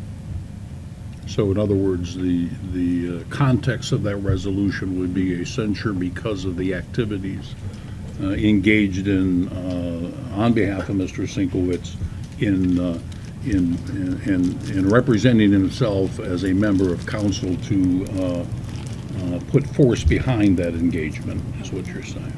So would you suggest that I write that and present it to council for a vote? Is that what I'm hearing? I think we would need a written resolution, yeah. I can prepare a resolution, a censure resolution. There have been other communities that have done that, so I think I understand what the issue is, that I could reduce it to writing. So Mr. Scott? And then we could discuss it after that, let's say at the next council meeting, is what you're saying.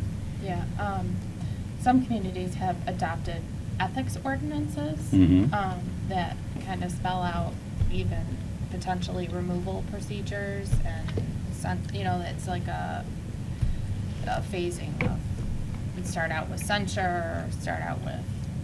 In other words, each incident would move to a higher consequence. There are some communities that do that, yes. Okay, so, do I hear a motion from you of one sort or another? Or do you want to think it over? Well, if what I'm hearing is that I could make a motion to ask our attorney to draw up a resolution of censure, I believe you could make that motion. well, then that's the motion that I make. And I'll support that. Okay, so I hear a motion from Scott, I hear a second from Stack. Further discussion on that motion?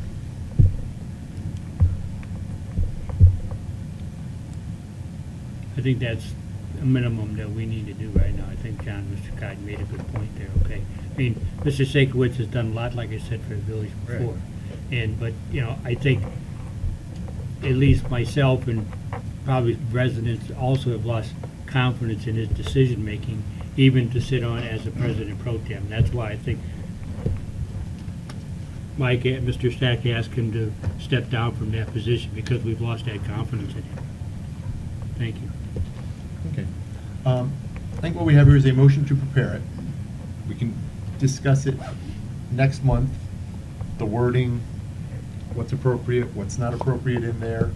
It certainly gives everybody a month to work on hopefully mending some fences. I'd like to get us through this, get to a situation in which the community is happy with the access that they've got, what's down there. But I think that's probably an appropriate motion to move forward with. So, further discussion on that motion. So let me get a roll call vote for that one. Sienkiewicz. No. McGee. Yes. Nagy. Yes. Duff. Yes. Stack. Yes. Scott. Yes. Landrum. Yes. Okay, thank you, council. I think at that point, I'd like to hold off on further discussion of Councilperson Sienkiewicz. We're an hour and a half into the meeting, and I think we still have a little bit more to unpack on this specific issue, both with regard to the Marshar Road ending and what our options are for clarifying this across the village. Because road endings depend on, it depends on a lot of neighbor goodwill, one way or the other. Where it works well, there's good neighbor goodwill.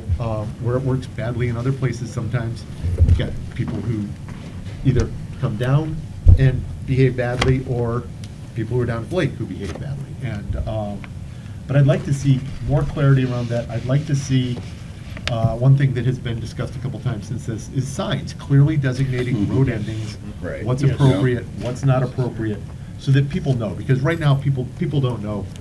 And I was chair of the Water Management Board for 5 years, and I had to slowly kind of learn one by one, okay, I think that's a road ending, that's an outlot.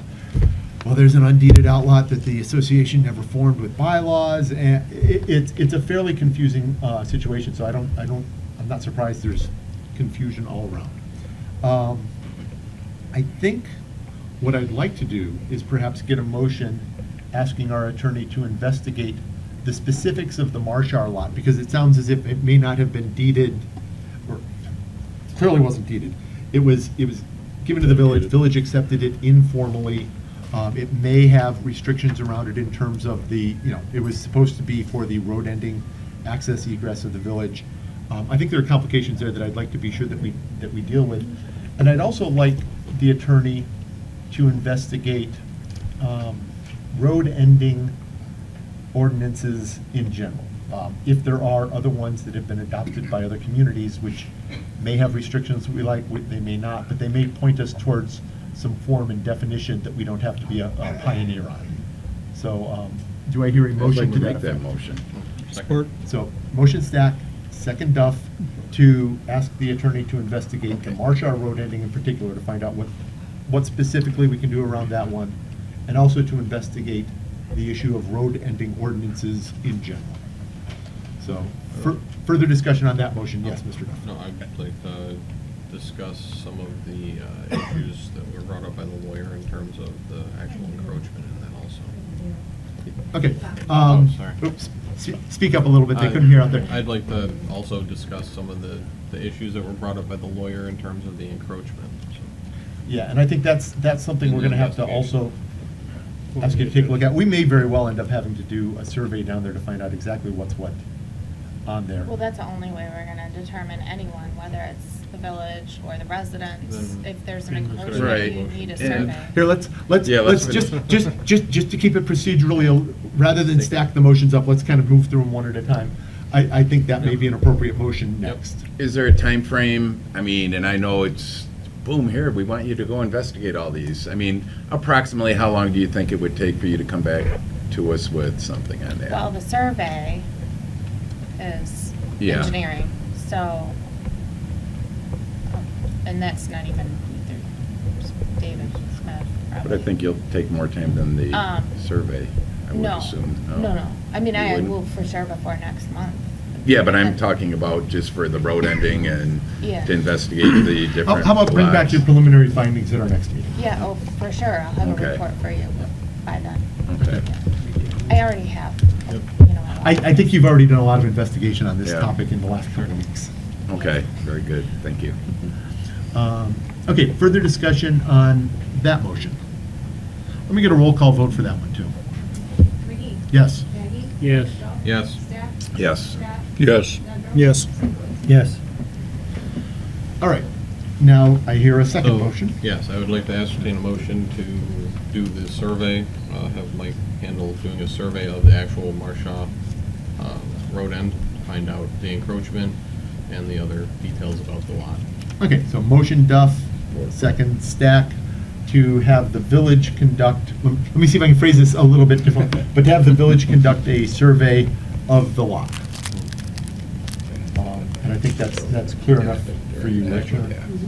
And it's clear enough, and we can work with our surveyor, get that done.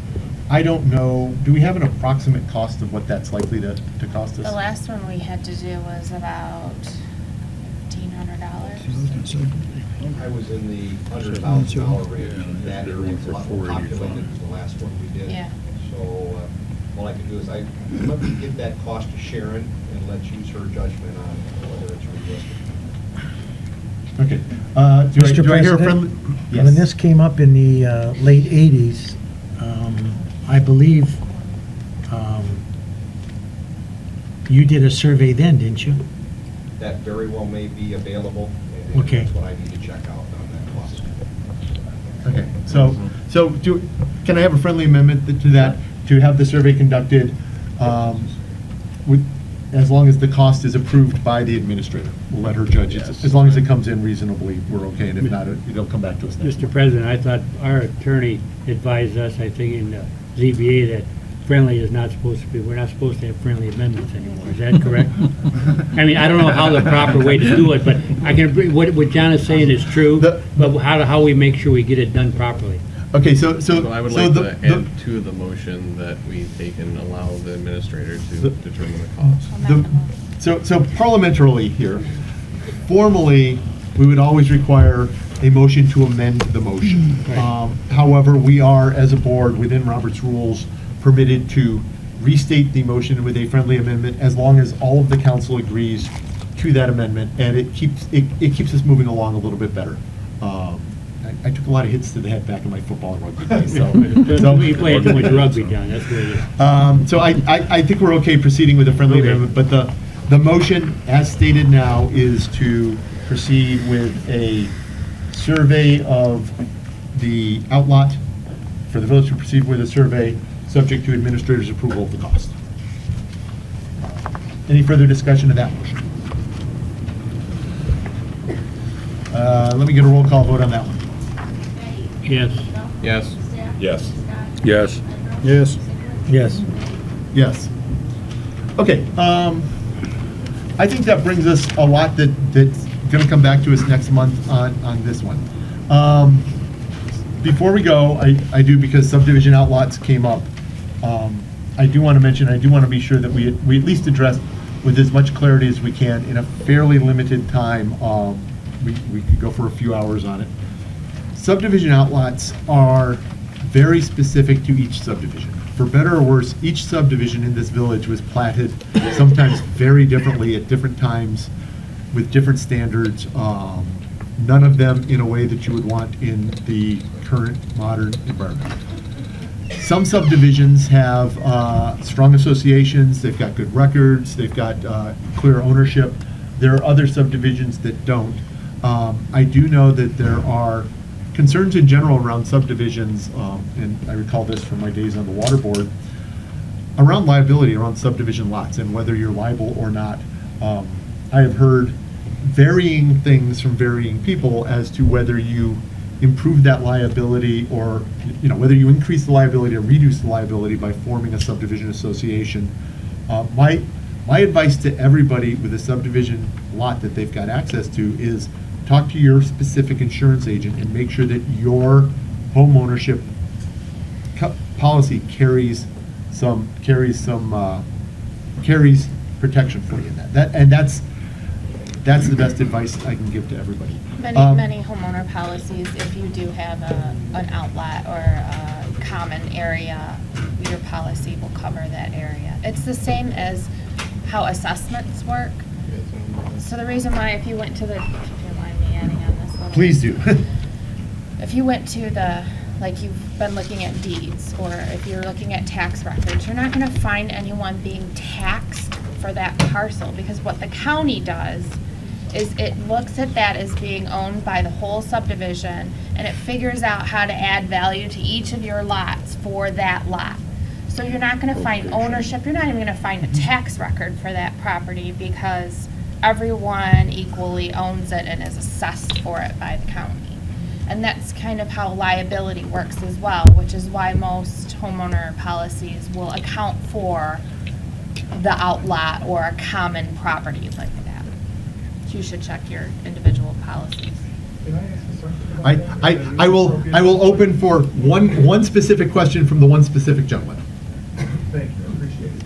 If I'm hearing you right, and I want to use that lot I'm concerned with down by me, let's just say hypothetically that's a road ending parcel, and it's just sort of owned by everybody. So wait, I want to remove us from the hypothetical there, because I don't believe that to be a road ending. No.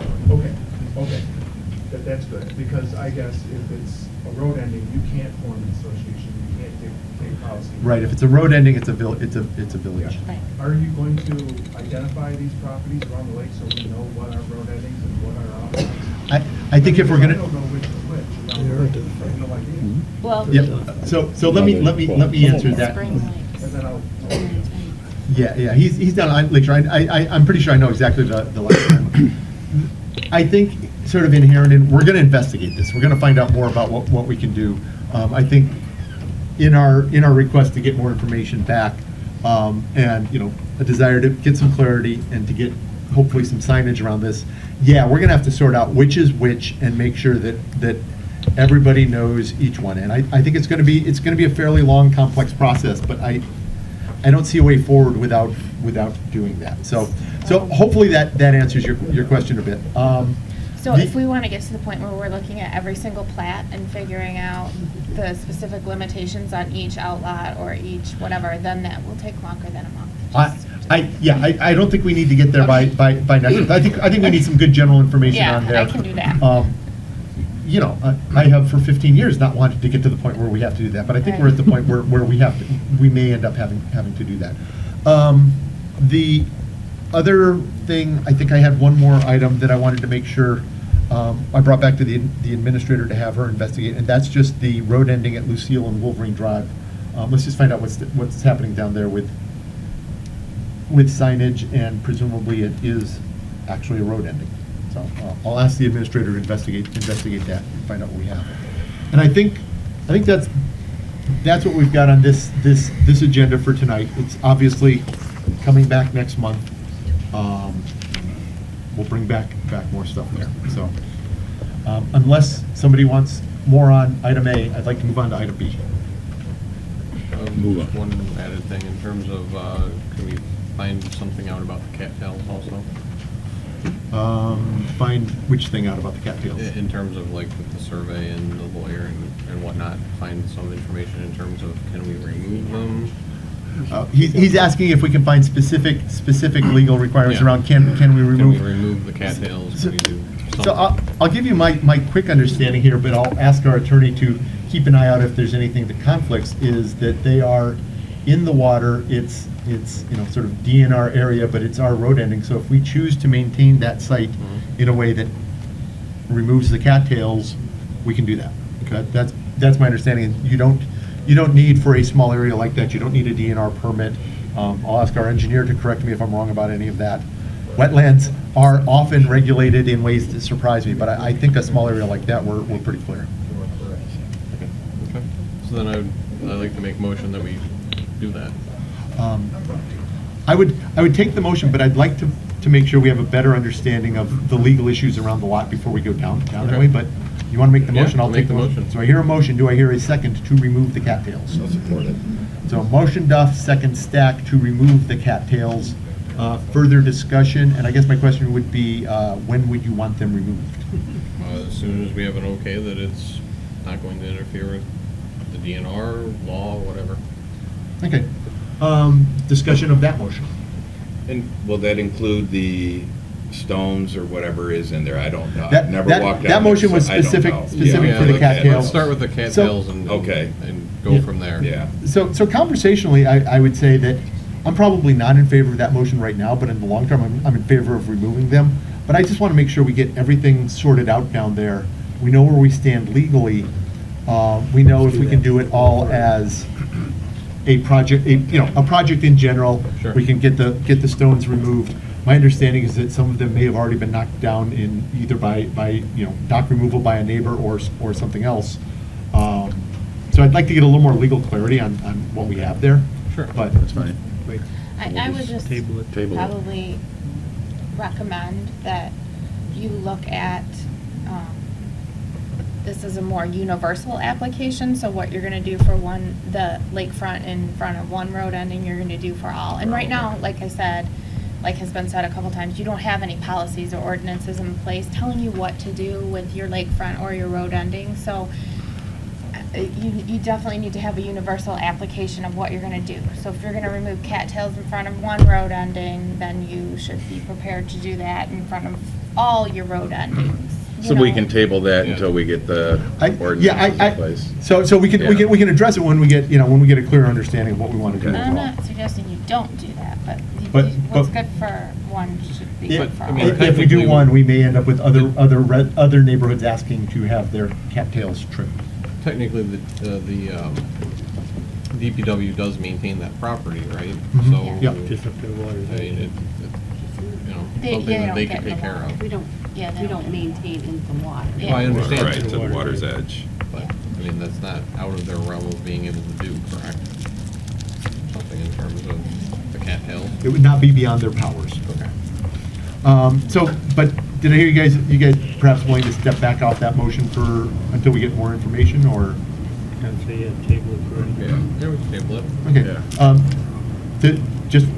Just for clarity on the motion, do you withdraw the motion? Just withdraw it. Sure. Okay, so the motion is withdrawn. We do not have a motion before us. The issue will come back and we'll address them. I just want to make sure that we make sure we address it comprehensively and we don't. Address the motion. And in the report I'm gonna give you, I'm gonna, I guess, give you options of what you can and cannot Sure. regulate on the land, in the water, what use could possibly mean, what access could possibly mean, what interference with that is, and, different things that you could do to protect yourself from that. All right. I think Scott. actually Jennifer just went down the track I was going to ask for clarification on. Yeah. I'm hearing you can't fish, you might be able to launch, you can't stand, no picnic tables. Well, you're right, that's not your policies or your ordinance. It doesn't say that anywhere. It doesn't. I know it say doesn't say So- that, but I mean, it's an inferred part of our No, discussion is I what think you what can and can't do. what I've been hearing, so two things, one in general about road endings, one that may or may not apply to Marshar. The thing in general about road endings is that law as it was designed, and it was really designed to apply and bring some clarity to a lot of road endings where permanent docks had been built over time. Right. Some of them had grown fairly large, structures had been in place, picnic areas had been set up, all sorts of things that kind of led towards permanent structures there. It was really designed around that. The phrasing involved in there, including activities that interfere with ingress or egress, was not particularly well defined in that law. I don't think that was entirely an accident. I think it was left fairly murky because across the state of Michigan, a lot of road endings have a variety of uses that are set in neighborhood tradition, in local policy, and perhaps not formally written policy in a lot of ways. Prior to that law, the things that were defined around what you could and couldn't do in road endings were really a morass of sometimes conflicting case law findings. So it's a difficult area, and I think we're going to get more clarity on the next time. Specific to this road ending may or may not be covered under that law because it may have been originally deeded as a subdivision road ending, and I think it's a little murky, and our attorney will bring us some more clarity as to whether or not it is actually covered under that law, or if it's covered under going back to the original case law that's there. However it is, I think we need more legal information there. And then the third thing I heard, though, is that we do have the power, if we choose, to regulate, to standardize and regulate what we as a village do around the road endings, and hopefully bring a lot more clarity to this issue. Okay.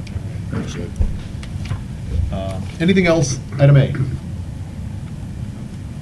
Okay, with that, I'm going to move on to item B, property tax relief. Always a popular topic, but this may be not as exciting as some folks are thinking about. So we had a request for an update. We looked at during our goal setting session what we can do around the specific email that was sent to I think it was sent to council overall, and then councilperson Scott asked to have it put on the agenda, was around property tax reduction. As council, we actually looked at potentially the garbage fee reduction, which is a little bit more straightforward to do under current law, given there are a lot of restrictions in Headley and Prop A and all that around what you do around your millage. Either way, that issue was sent to the Finance Committee to investigate and find out what the long-term implications would be of changing either millage or trash fee up or down in a fairly permanent manner. There have been occasional requests to do something, a 1 year only. The Finance Committee investigated that and generally came back not in favor of it because it does tend to mess with people's escrow. Thank you. People's escrow as they move through. Finance Committee is still investigating. We've been gathering up all the long-term information on our expected expenses. The two that are particularly large are roads, because as has been mentioned in the news a time or two, the state does not fully fund roads anymore, and roads are a pretty serious issue. I think the general consensus of the Finance Committee was that we shouldn't spend general fund dollars on roads, even though the road fund money that we have is not necessarily enough to keep the roads in good condition. That'll come back with the report. And then the other issue that's still out there is we have a fairly large potential retirement and issue out there. Yes, liability. An unfunded liability issue. It's been a subject of some negotiations around the retirement plan, some longer-term investigation. We need to find out exactly what the implications are of that before we do a long-term plan. And the Finance Committee has also been working on an update. We go through kind of an overall capital expenditures plan every 5 years to look at what the outstanding expenses are. So we want to make sure that we've got all those long-term expenses accounted for before we make adjustments up or down on that. So right now the issue sits with the Finance Committee. Finance Committee is continuing to work through those issues, and it's my expectation that we will have a report from the Finance Committee and an ability to make some decisions about it for our next budget year. So that's where we are with that. Do we have another date set up for get-together? I think we were holding off on the next Finance Committee until we had an update from the Negotiation Committee on the state of the contract and the unfunded retirement issue. Okay, makes sense. So, because this is a subject I've brought up in the last couple of years, and I've championed this idea of if the government takes too much of your money, they return you some back, and that's the same thing I think if the case holds here, that we should be doing that to our residents too. You're on the finance committee, so. Yeah, we will should get call a to- meeting, let's get together and do that. Yeah, I think we may be getting. Schedule a meeting I think here. we may be getting some clarity on some of Yeah. those other issues soon, so. Yeah, I think we finalized that other stuff. I believe Yeah. Mr. Kondek also had, Just a comment on Mr. Jeski's letter, Mr. President. I just want to make sure council doesn't have a wrong impression. He seems to attest that the property tax revenues have bounced back, and they have not. I just want you to know that in the peak year, which I think was 2009, we garnered about $1.6 million per year and change in property tax revenue. And even now, in this current budget year, it's only $1.4 million. And if you remember, the severe contraction that we had in residential property values, the rules of the game, the Headley rules, the Proposal A rules, the state law really, doesn't allow for an immediate bounce back. Remember, property values can only go up by the rate of inflation or 5%, whichever is lower. And inflation, at least as it's being defined for these purposes, has been pretty low. So in relative terms, I mean, that's about a $244,000 shortfall even now since that peak year of 2009. thanks, yeah, that's actually a good point. It's something we've discussed a lot on council, but, people may not fully understand because the rise in appraisal is capped.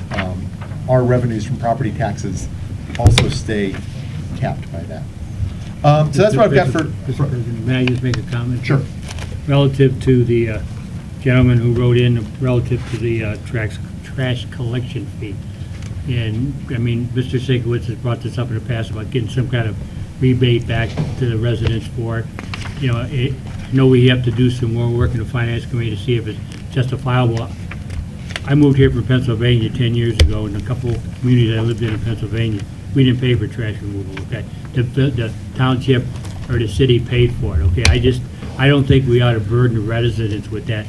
We're flush with money, but I just think there's gotta be a way that the village can take that over, okay? And so there's no collection fees and no having to pay your trash removal. I just think it's something that the village needs to step up if we can financially handle it and not burden the residents with trash collection fees. Thank you. All right. Anybody else on item B?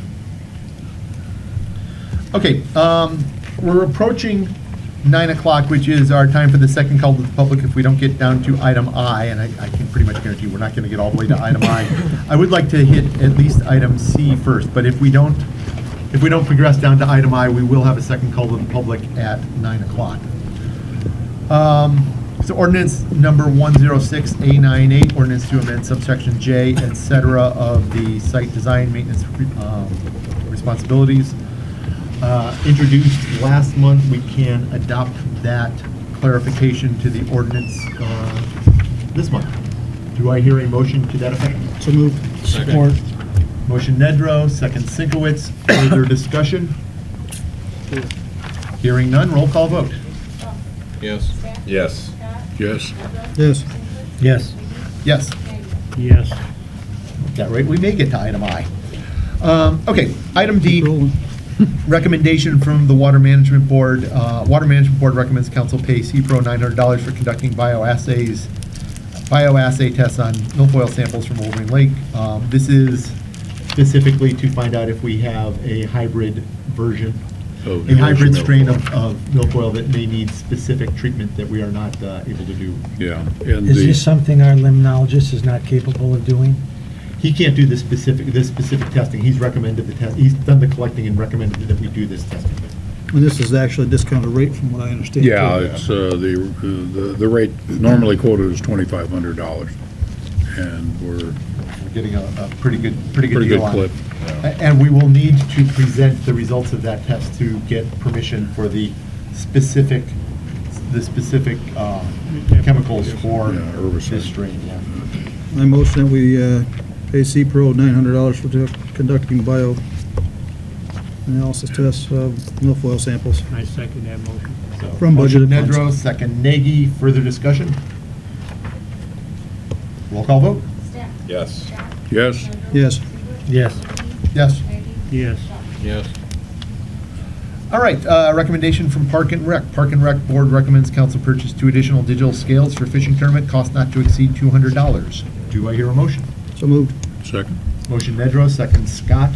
Further discussion? they're just curious, I mean, Mark's on the Park and Rec. Yep. Then we just approved a couple of them a couple of years ago. Yes. I mean, how many do we need? Do we have that many people I out will- there? I will Please? clarify this. It's only a couple $100, So but. during the fishing tournament, I was one of the weigh boats.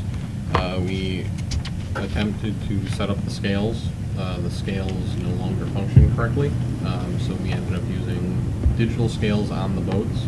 The digital scales are in tenth of a pound versus ounces.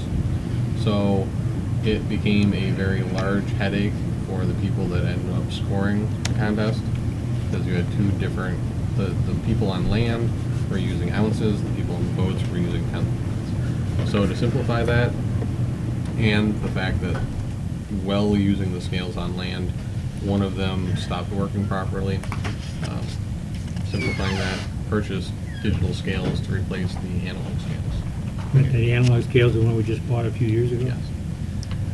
And this, just to also be clear about this is coming out of the fishing tournament fund, which makes its own Yeah, money back. so. I appreciate that. I just wanted clarification on why we're spending more money on scales. How many entries did we have? 105? Yeah, it was 105, I believe. Yeah, so there's a lot of fish that come through Yep. those scales, so. A lot of people have a lot of fun. the so scales it's go worth through it. the scales. And The it is- scales through the scales. For that event, yeah. It is a live catch and release Yeah, event that's too, right. so the challenge of weighing, Yeah. flopping fish on those scales is sometimes mighty to behold. Further discussion on that motion? Roll call vote? Yes. Yes. Yep. Yes. Yes. Yes. Yes. All right, bike rack for the village office and the Vita Trail. Working hard. So I asked to have this one put on. So we have a lovely new bike path that goes by there, and it's been brought to my attention that if you bicycle to the village office, you actually don't have any place to lock up your bike. And we also don't have a good bike rack on the Vita Trail down by the exercise equipment either. So fairly small park items. The administrator has done a little bit of research. The price of them for a small one is about $300, for a larger one is about $800. She's of the opinion that maybe a small one would do here and a larger one for the Vita Trail would be appropriate. What I think I'd like to hear from council is a motion to approve the purchase of a bike rack for a cost not to, or bike racks for the village office and Vita Trail for a cost not to exceed $1,200. We can get them in and installed by the spring. I'll make that motion. Second. Motion Stack, second Duff. Discussion. Do we need, the DPW will mount those? Yeah, Are they gonna put them in concrete, et cetera, so? there are different styles. I mean, that should be that kind of permanent one, so Right. they got the bikes locked to the rack, and then somebody steals the rack with the Right. bikes. Right. You don't want that. I've to done happen. preliminary This is in research and all. Pennsylvania. Yeah, well, that's what happened, okay. I'll make sure they're the proper racks. Okay, that's fine. All right. Further discussion? Let's get a roll call vote. Yes. Yes. Yes. Yes. Yes. Yes. Yes. Thank you, council. Okay, I am now going to skip forward to item I, second call to the public. Opportunity for citizens to address the council regarding any and all village business, including including things that have come up that aren't necessarily on the agenda. Same rules as the first call to the public, and please use the microphone up there so we get good audio and people on the online recording can also hear. So let me ask the attorney to lead off. Mike, thank you for the opportunity again. First, and I guess this is directed most to the city attorney, I have an extensive amount of documentation with respect to the road end at Marcher and the plats, and to the extent that she would be appreciative of assistance to having the actual documents. The family of one of my clients goes back in this neighborhood a lot older than I am, and I'm in my early 60s. So that might be of some benefit. I think we would appreciate anything that can get us all on the same page as to the status of that lot. That's one. However, and now this is the, of course, is the good and the bad. There's always a however. The negative goes this way. Ms. Olowski correctly indicated that these different lots, whether they're an outlot or a road end, or I guess Mr. Sienkiewicz called them an easement, which it is not, but everybody keeps using different terminology. And at the beginning of the meeting, she said to make an overall policy, since every one of them is different, would be a Herculean task that might never get done. So in conjunction with that, she then suggested that the council entertain information about an ordinance as to what you can do with a road end or any of these, which presupposes that one applies to all.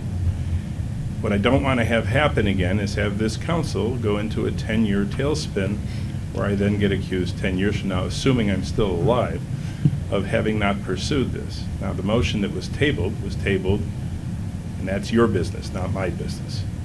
But the road end here, and those cattails, and the rocks, should be dealt with separately because nobody else has been complaining. Now, you obviously will wait till the next meeting to do whatever it is you're going to do. Please appreciate that this is an issue that now is apparent here now and will always be apparent.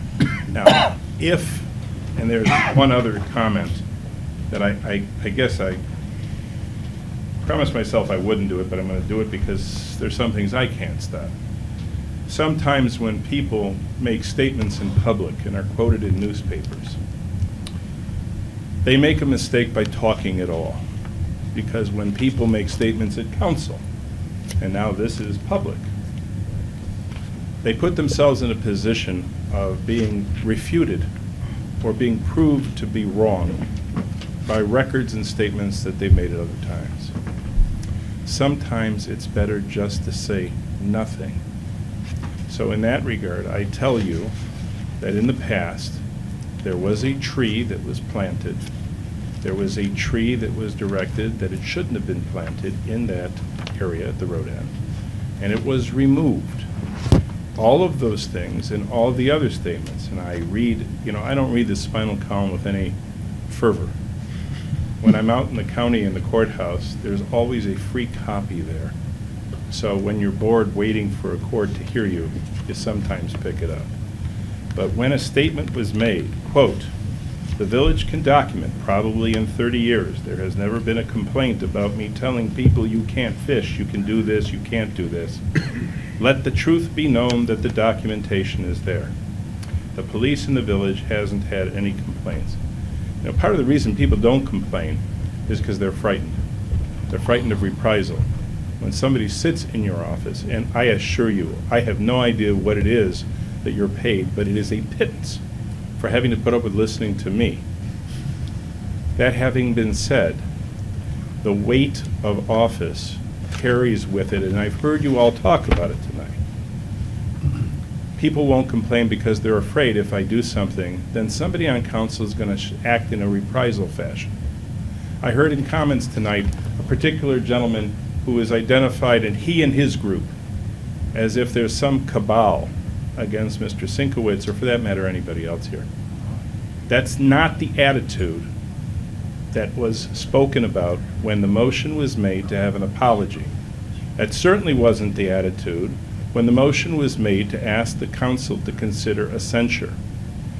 All I'm saying is, I'm not getting a warm fuzzy. I am from the council, but not from the object of the difficulty. Let it be understood. I will work with this council to avoid any cost to the council, as will my clients. But there is a point where I have a terrible temper. And the worst thing, the power that I have, is that, as my late father once told me, any fool with $100 can file a lawsuit. I promise I will not leave this alone.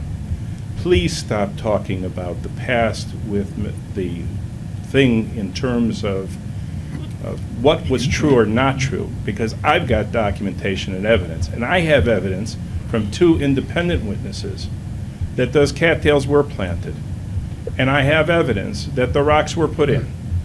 Don't put me in a position of proving somebody a perjurer rather than just somebody who may be, according to my children, and I'm going to clean this up, they say I suffer from CRS disease. Can't remember stuff. So thank you for the opportunity. I'll look forward to your next meeting and more progress. Thank you. Thank you. Second call to the public.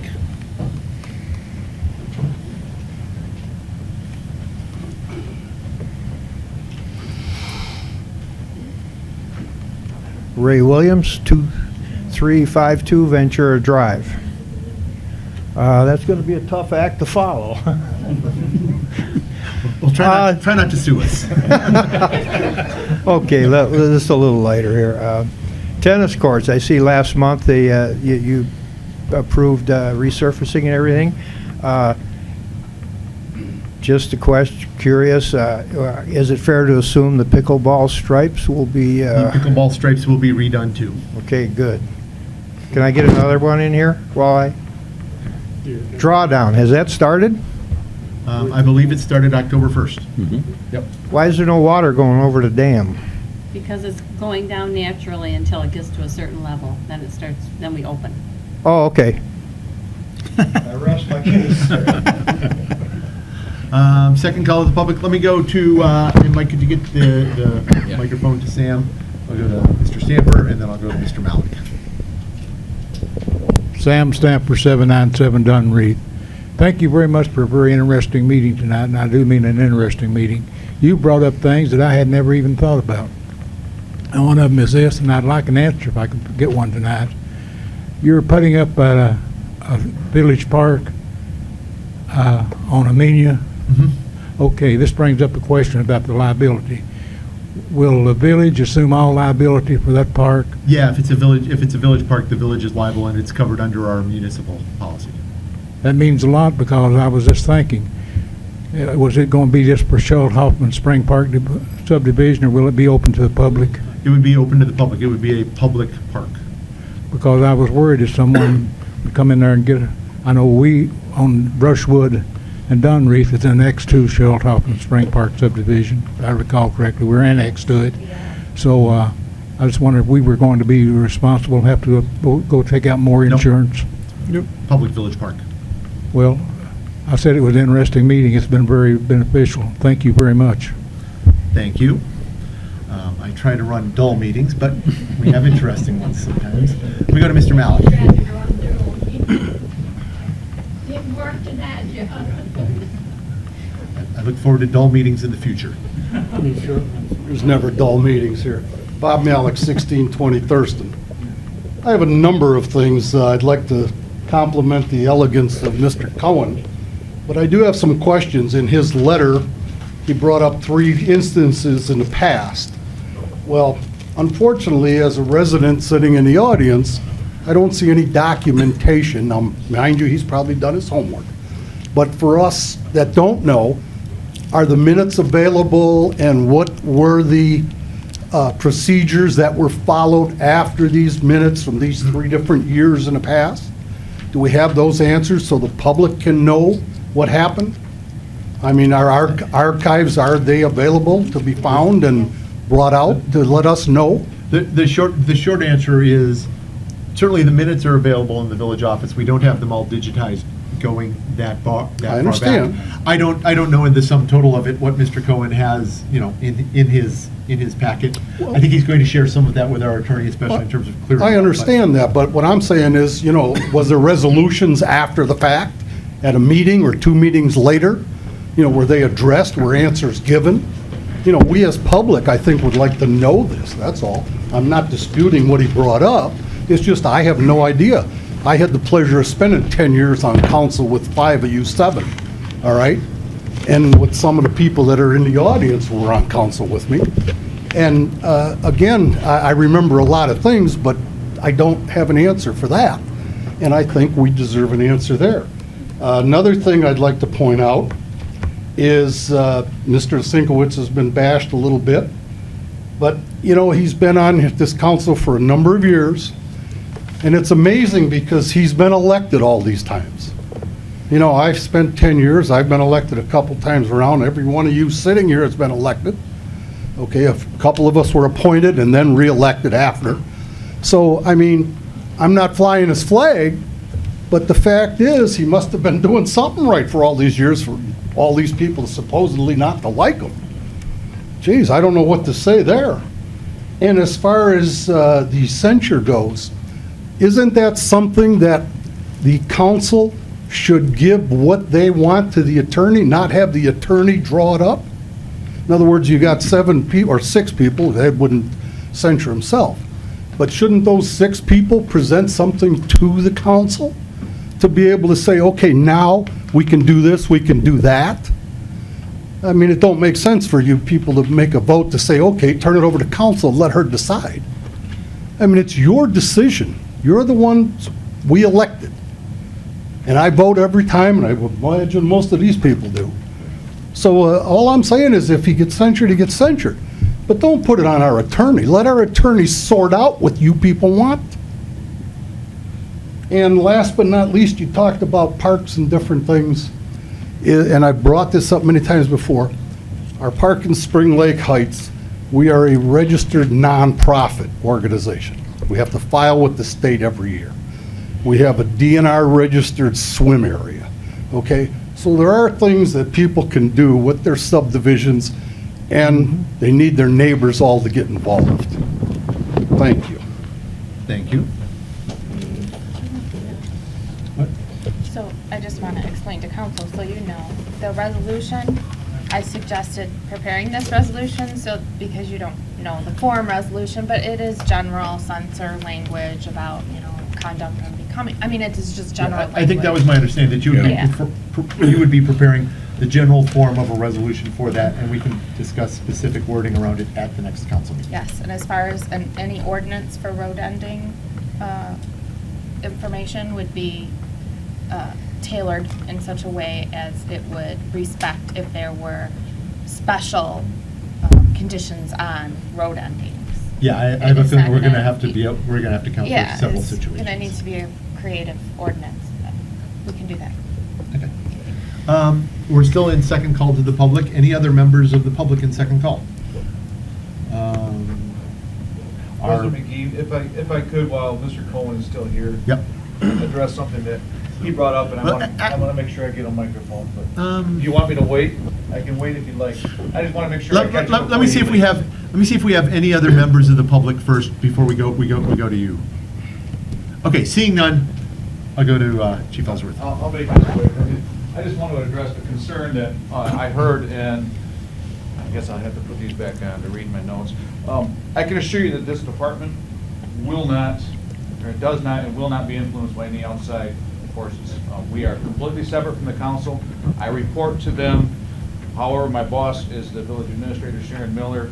There is an installation there, and my guys will do what they're supposed to do. No questions asked. In fact, some of the people don't even know who these council people are. That's why we have this set up this way. If you have any concerns, please call us and let us know, and we will address it. And I will assure you that they'll be investigated in an unbiased manner, and we will report to that. I just wanted to make sure that there was clarification. You were worried about retributions, et cetera. Different type of retribution. Okay, I just wanted to be clear on that. Thank you, though. Yeah. Thank you, and I really do appreciate that. And one thing I did appreciate in the Channel 2 report was that when the officer did show up, courteous, professional, Did the right thing. everybody That's what we was did. agreed. So, so having seen no additional for the second call, I'm going to close the second call to the public, and we'll keep moving down the agenda. Mr. President? Yes. I don't know, since this meeting is getting so long, is it possible we could take a 5-minute break? I would entertain a 5-minute recess if you want. So I hear a motion from Nagy, second from Duff, 5-minute recess. All in favor? Aye. Opposed? We're in recess. Out of his way. Clear for a second.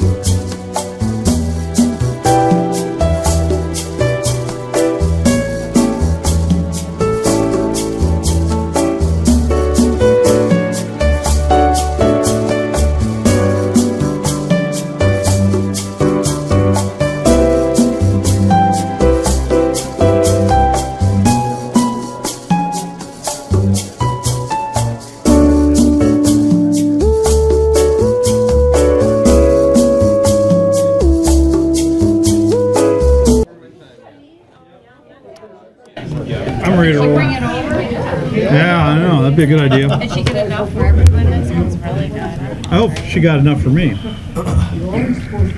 Yeah, by the time you get home, it'll be gone. Maybe I'll be gone. Let's get, Nady, where's Mr. Scott? Mr. Scott. Is Mr. Scott in the, I think he was late to. Late to get in there? Mm-hmm. That's not, those are not something the police department. collect up Mr. Scott before we convene here.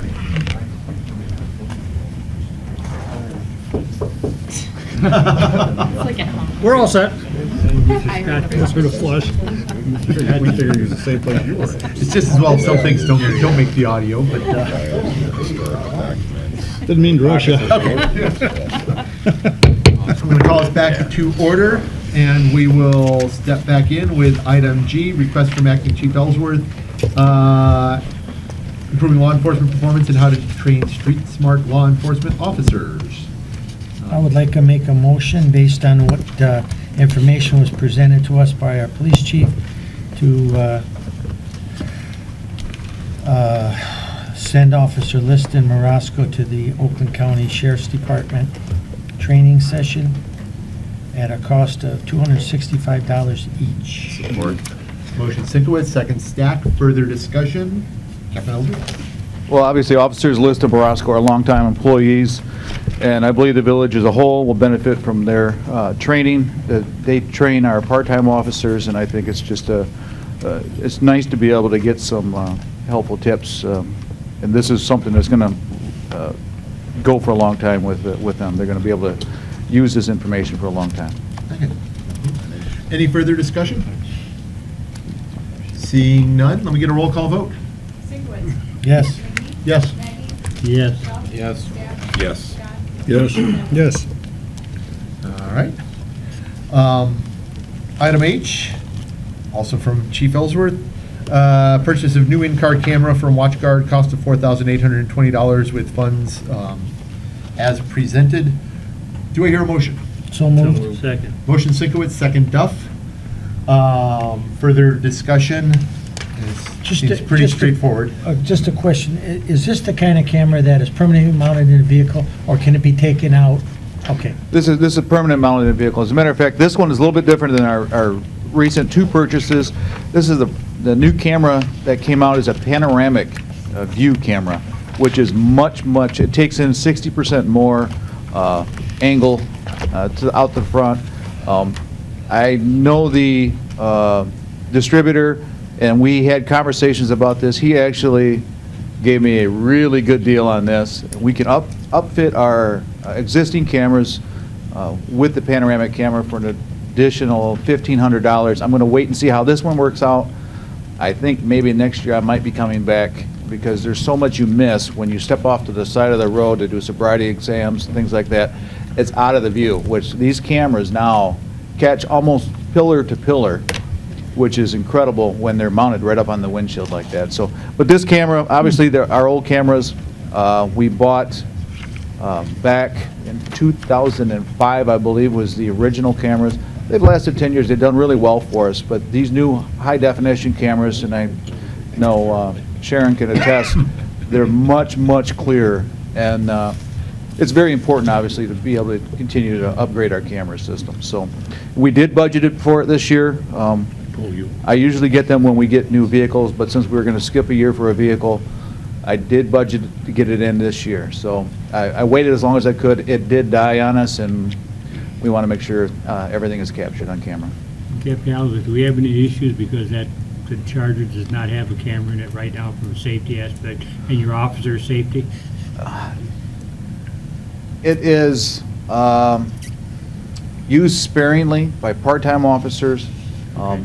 If there is a situation where it would warrant a camera, the other car is used. So, and when that camera is out, when that car is out, generally there's two people, or another vehicle out there also. Okay. And so they arrive on the scene. So it is videotaped. Obviously, it's not the best scenario. We would rather have all our cameras up and working, but you know, if I had my way, every car would have a camera. This is, we're working our way to that. So Since that's a new panoramic camera, would it be beneficial to put it in the most highly used vehicle? I mean, the four-wheel drive Tahoe or something, and put that one in the Charger so you can get better use of it to see how it works out? Or is it too difficult to swap them out? You know, we're going to replace that car next year, I hope. Okay. And that's going to go in the newer vehicle, right. and that will be used most. I think for the cost of installation or uninstalling the current one out of one of the Tahoes and putting in this camera, and then putting that camera in the Charger for a limited amount of time, it's not going to be worth the money. Okay. I think to put it in the Charger for now, we'll get the same amount. It's again, I still think I would like to go to the panoramic cameras, but I want to kind of test it first and see how it is. Okay. And we'll come back and visit that next year. All right, thank you. All right, further discussion on this item? Can we get a roll call vote? Yes. Yes. Yes. Yes. Yes. Yes. Yes. Thank you, council. Thank you. Okay, that brings us to item J, recommendation from the negotiation committee. Negotiation committee recommends council approve a 3% wage increase for administrative staff within approved budgeted amounts as presented. Do I hear a motion? Second. Motion Stack, second Duff. Discussion. I think it's been a number of years since they've had any kind of raise. I believe we did get back to raises did last last year. year. Did we? So- Okay, all right. Yeah, I think the negotiation committee was unanimous on this decision, so Okay, I it was support pretty it. I just, straightforward. we gotta keep the good employees we have. Well, wait a minute, we're losing our best. Well, that's true. Not gone yet. Mike, that's gotta hurt. Sorry. Okay, so pretty straightforward there. We're on the next budget. Let me get a roll call. Anybody else on that? Nope. Roll call vote? Yes. Yes. Yes. Yes. Yes. Yes. Yes. All right, well-earned all around, I should add. Recommendation from the administrative committee. So, speaking of losing a good employee, as I think everybody now knows, our administrator has decided that she doesn't want to work here forever, however much we would like her to. So, we're going to need to go through a hiring process to hire a new administrator. Administrative committee met to discuss this a little bit. There are a couple of complications unique to our situation. Currently, our administrator is our administrator and our clerk. That may involve some specific responsibilities that somebody coming in needs to be able to take on. Hopefully, somebody ready to be ready to be the lead administrator would be able to fulfill those. But we have also discussed potentially removing the clerk assignment from the administrator job, depending on who we get in, potentially moving it to a part-time clerk. I think it's going to have to be part of the process as we go out and find who are, we go out, we find who our potential candidates for this job would be, and decide what the appropriate next steps are. So we put forward two motions to council. The first is to actually form an to form a search committee. We recommended McGee, Nagy, and Mr. Nedrow as good candidates for that search committee to meet and specifically work on bringing candidates to council, maybe working with our search contractor, who I believe is going to be MML, assuming the next item goes through, for the specifics of the job, and bringing back to council an appropriate person. So the first motion I would like to entertain from council is a motion to form a search committee consisting of Administrator Miller and council members McGee, Nagy, and Nedrow to find a replace for the village administrator and clerk. Do I hear that motion? Second. Motion Stack, second Duff. Discussion on that. Okay. Probably don't really need a roll call vote on that one, but let me get one nonetheless. Yes. Yes. Yes. Sure. Yes. Yes. Yes. Thank you. Sure. The enthusiasm of being appointed is overwhelming, but thank you, Brian. Second one, we are going to need a motion. What we recommend is hiring the Michigan Municipal League Executive Search Service to conduct the search. They're the ones who conducted our search to find our current treasurer. As you've seen in there, they've got a basic packet consisting of what the process would be. They would come in, work with the search committee to define the parameters of what the job is, what's in the listing, where it should be listed. As you've also seen in there, they guarantee a not to exceed of $18,000. That's a little. It's a moment of sticker shock for everybody. However, it's not will end up costing $18,000. It's a not to exceed. I believe when we did our treasurer search, it ended up being about $5,000. Okay. And I might add, a relative bargain. well, honestly, it was a bargain. We got a really great treasurer out of that search. We've been very pleased with it, and believe me, he has saved this village well more than $5,000 over the years. Amen. And it was 10 years ago, so. So you know. it's going to cost a little bit more than that. I would also say that having been involved in some open position searches at my own company, the cost of doing a full comprehensive search it's pretty substantial. So, so do I hear a motion to contract with the Michigan Municipal League Executive Search Service to work with the committee to hire an administrator and part-time clerk? So moved. Second. Motion Duff, second Nagy. Further discussion on that motion? Both of these, just to back up to the first motion, the search committee and the contract at MML, this all has to happen quickly. Yes. So, I mean, because Mrs. Miller going to be at the end of the year, Miller's gone. She So I is don't hoping know. to ring out the new year with the Wolverine Lake Bell, Yeah, hoping. with the squeal of tires in the parking lot. Don't do that.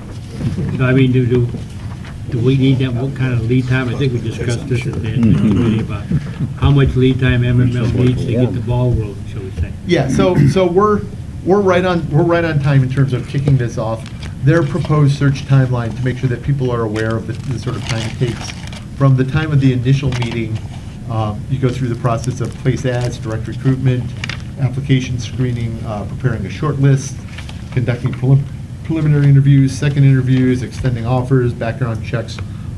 They say that whole thing takes about 11 or 12 weeks. That would really take us to January 1st. So we do not want to delay any in moving forward with this. We really want to move forward. Yes. I think I agree. Pardon me. There have been some discussions. I think we potentially have some good local candidates who may emerge for this. I think we're going to see who comes out of it. But the thing I want to make sure that we as a village do is what Sharon has done for this village over the years is very difficult to replace, and I want to make sure that we get the best candidate for this village to lead us forward. It's a hugely important role in the village, so we want to make sure we do our due diligence. We want to make sure we get a look at everybody who's out there, and we do want to make sure we send you off into the sunset on time. So, I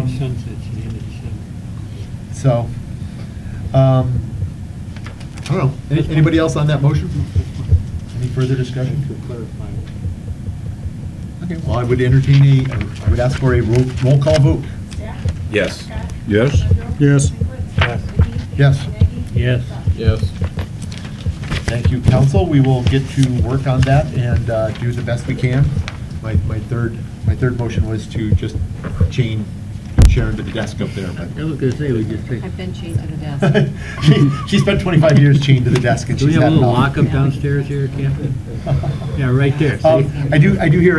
I do see a member of the public with a question. May I open to the public? Yes. So, motion to open. Nagy, second Duff. All in favor? Aye. Opposed? Motion carries. Yes, Mr. Malik. Okay, I'm on. Thank you, Council. Bob Malik, 1620 Thurston. The only question I have in the motion you just passed is committee to hire an administrator and part-time clerk. Now, we went through a real trying time when we removed our previous clerk and worked it into the administrative job. Is this something, when you do your interviews, that you will look into very hard? Someone that will also maintain the clerk's job with the administrator? Because if not, here we go, we're adding another expense, which we tried to cut down on. You're adding insurances and 3% pay raises, and, you know, not that these people don't deserve it, but that's all cost to this community. And I was part of that group way back when, that we do get someone that can handle both positions. And not when I see that and part-time clerk, it just doesn't do a thing for me. That's my comment. Thank you for hearing me. Okay, thank you. Motion to close? Close. Motion. Yes. Motion Nagy, second Duff, all in favor? Aye. Opposed, motion carries. And just to be specific about it, when we in the administrative committee looked at the issue, we looked at what the current administrator and clerk has been doing for us. We wanted to make sure that we opened up the administrator job to the widest assortment of candidates. And good candidates for administrator can come out of a lot of branches of public service, from the treasurer, from a clerk position, from a public safety position. They come from a lot of varieties. We wanted to make sure that we find the best leader for this village. We were in a good position when the current administrator took on the clerk duties. If we find somebody who has other characteristics that we think, make that person the right choice, but clerk isn't there, that would be when we would bring in a part-time clerk, but it would be strictly a part-time position. We're required to have somebody as clerk. So we, ideally, yes, we'd find an administrator / clerk that can continue where we are. But if we find a really good candidate who comes out of a different line of public service than the clerk line, our current administrator had a lot of clerk experience, I think as a village, we should find the best person to be the administrator, and then we'll have to consider what to do with that office. I don't think we're at all contemplating anything where we would reestablish a full-time clerk position, though. Thank you for your Okay. I think that's what we've got on item K. L and M were on consent. Item N, though we have a lot of things coming back to our November meeting, I don't know that we have anything in particular for an October work session. I know we do have some urgency around getting the search committee Motion to together. go trick-or-treating that night. Cancel the meeting. So I hear a motion to cancel the October work session. Motion Stack, second Nagy. Further discussion? All in favor? Aye. Opposed? Motion carries. Pending business, we have nothing to present there. Update from Captain Ellsworth. I really don't have anything. I appreciate Sharon's support over the years, and I certainly am going to miss her. You're not going to be able to fill her shoes, but we'll be able to, I'm sure we'll find some fine candidates, but I am going to miss having Sharon's support.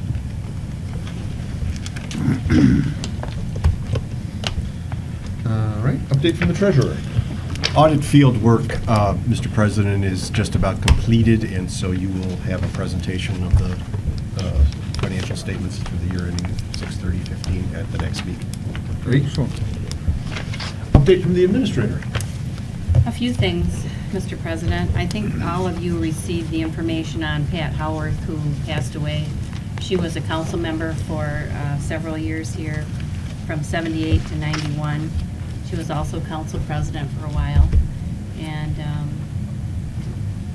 she moved up north and then was ill and lived in Davison, I think, for a few years. Also, I hope all of you noticed the grass in the Great job. front of the building. Looks The great this DPW round. finally got the sprinkler system, had it hooked up, worked with the installer, and then the sod was put in. We're almost done with the outside of the building, a couple more things to get inspected, and our sign, the stonework is there, and now we're just waiting for the sign to arrive to be set on top of the stonework, so, looks good. And also, Mr. Nagy, we are looking at some new countertops for the main entrance that Dress it up a little bit. you've been requesting, so we're looking at some, hopefully before I leave, you'll have some countertops there before the end of the year. You just go sliding out across a new granite countertop. Darn, I could have used that all these years. Also, the packing party for the troops is Saturday at the Shepherd of the Lakes Church.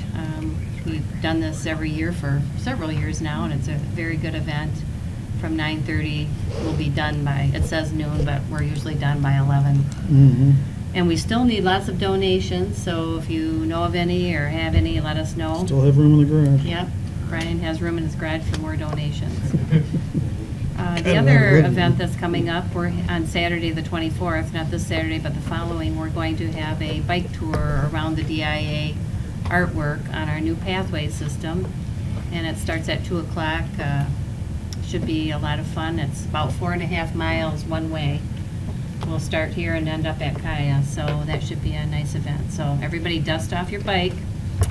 Get over here on the 24th. Don't put them away yet. Don't put them away. I'm going to drive the new Gator and make sure everybody gets to where they have to go. Driving the Gator, huh? Yeah. As long as you don't have to use the plow in License. front, I mean, it's Okay, snow. I hope I won't have to plow by then, but that's all. Jeez, I hope not. I would like to add, if people haven't seen the art installations in various places, please do go look. This is the last month that they'll be out there. They'll be public, but they were, Water in that you know, really, some of them were exceptionally well chosen for where they are. I mean, the people who put that together put a lot of thought into it, and it shows. And we will have a docent that will be riding a bike with us from the DIA to explain all the paintings and the artists. So it should be interesting.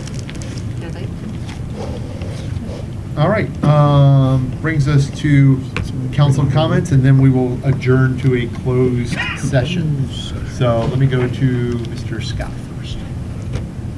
Well, it was, to say the least, a difficult council meeting to move through in many aspects, but it also has I guess a cleansing effect to move into the future. Let's just move on. We've handled what we needed to handle between ourselves and the public, and I think that's an important thing. Ditto on that. Sinkowitz.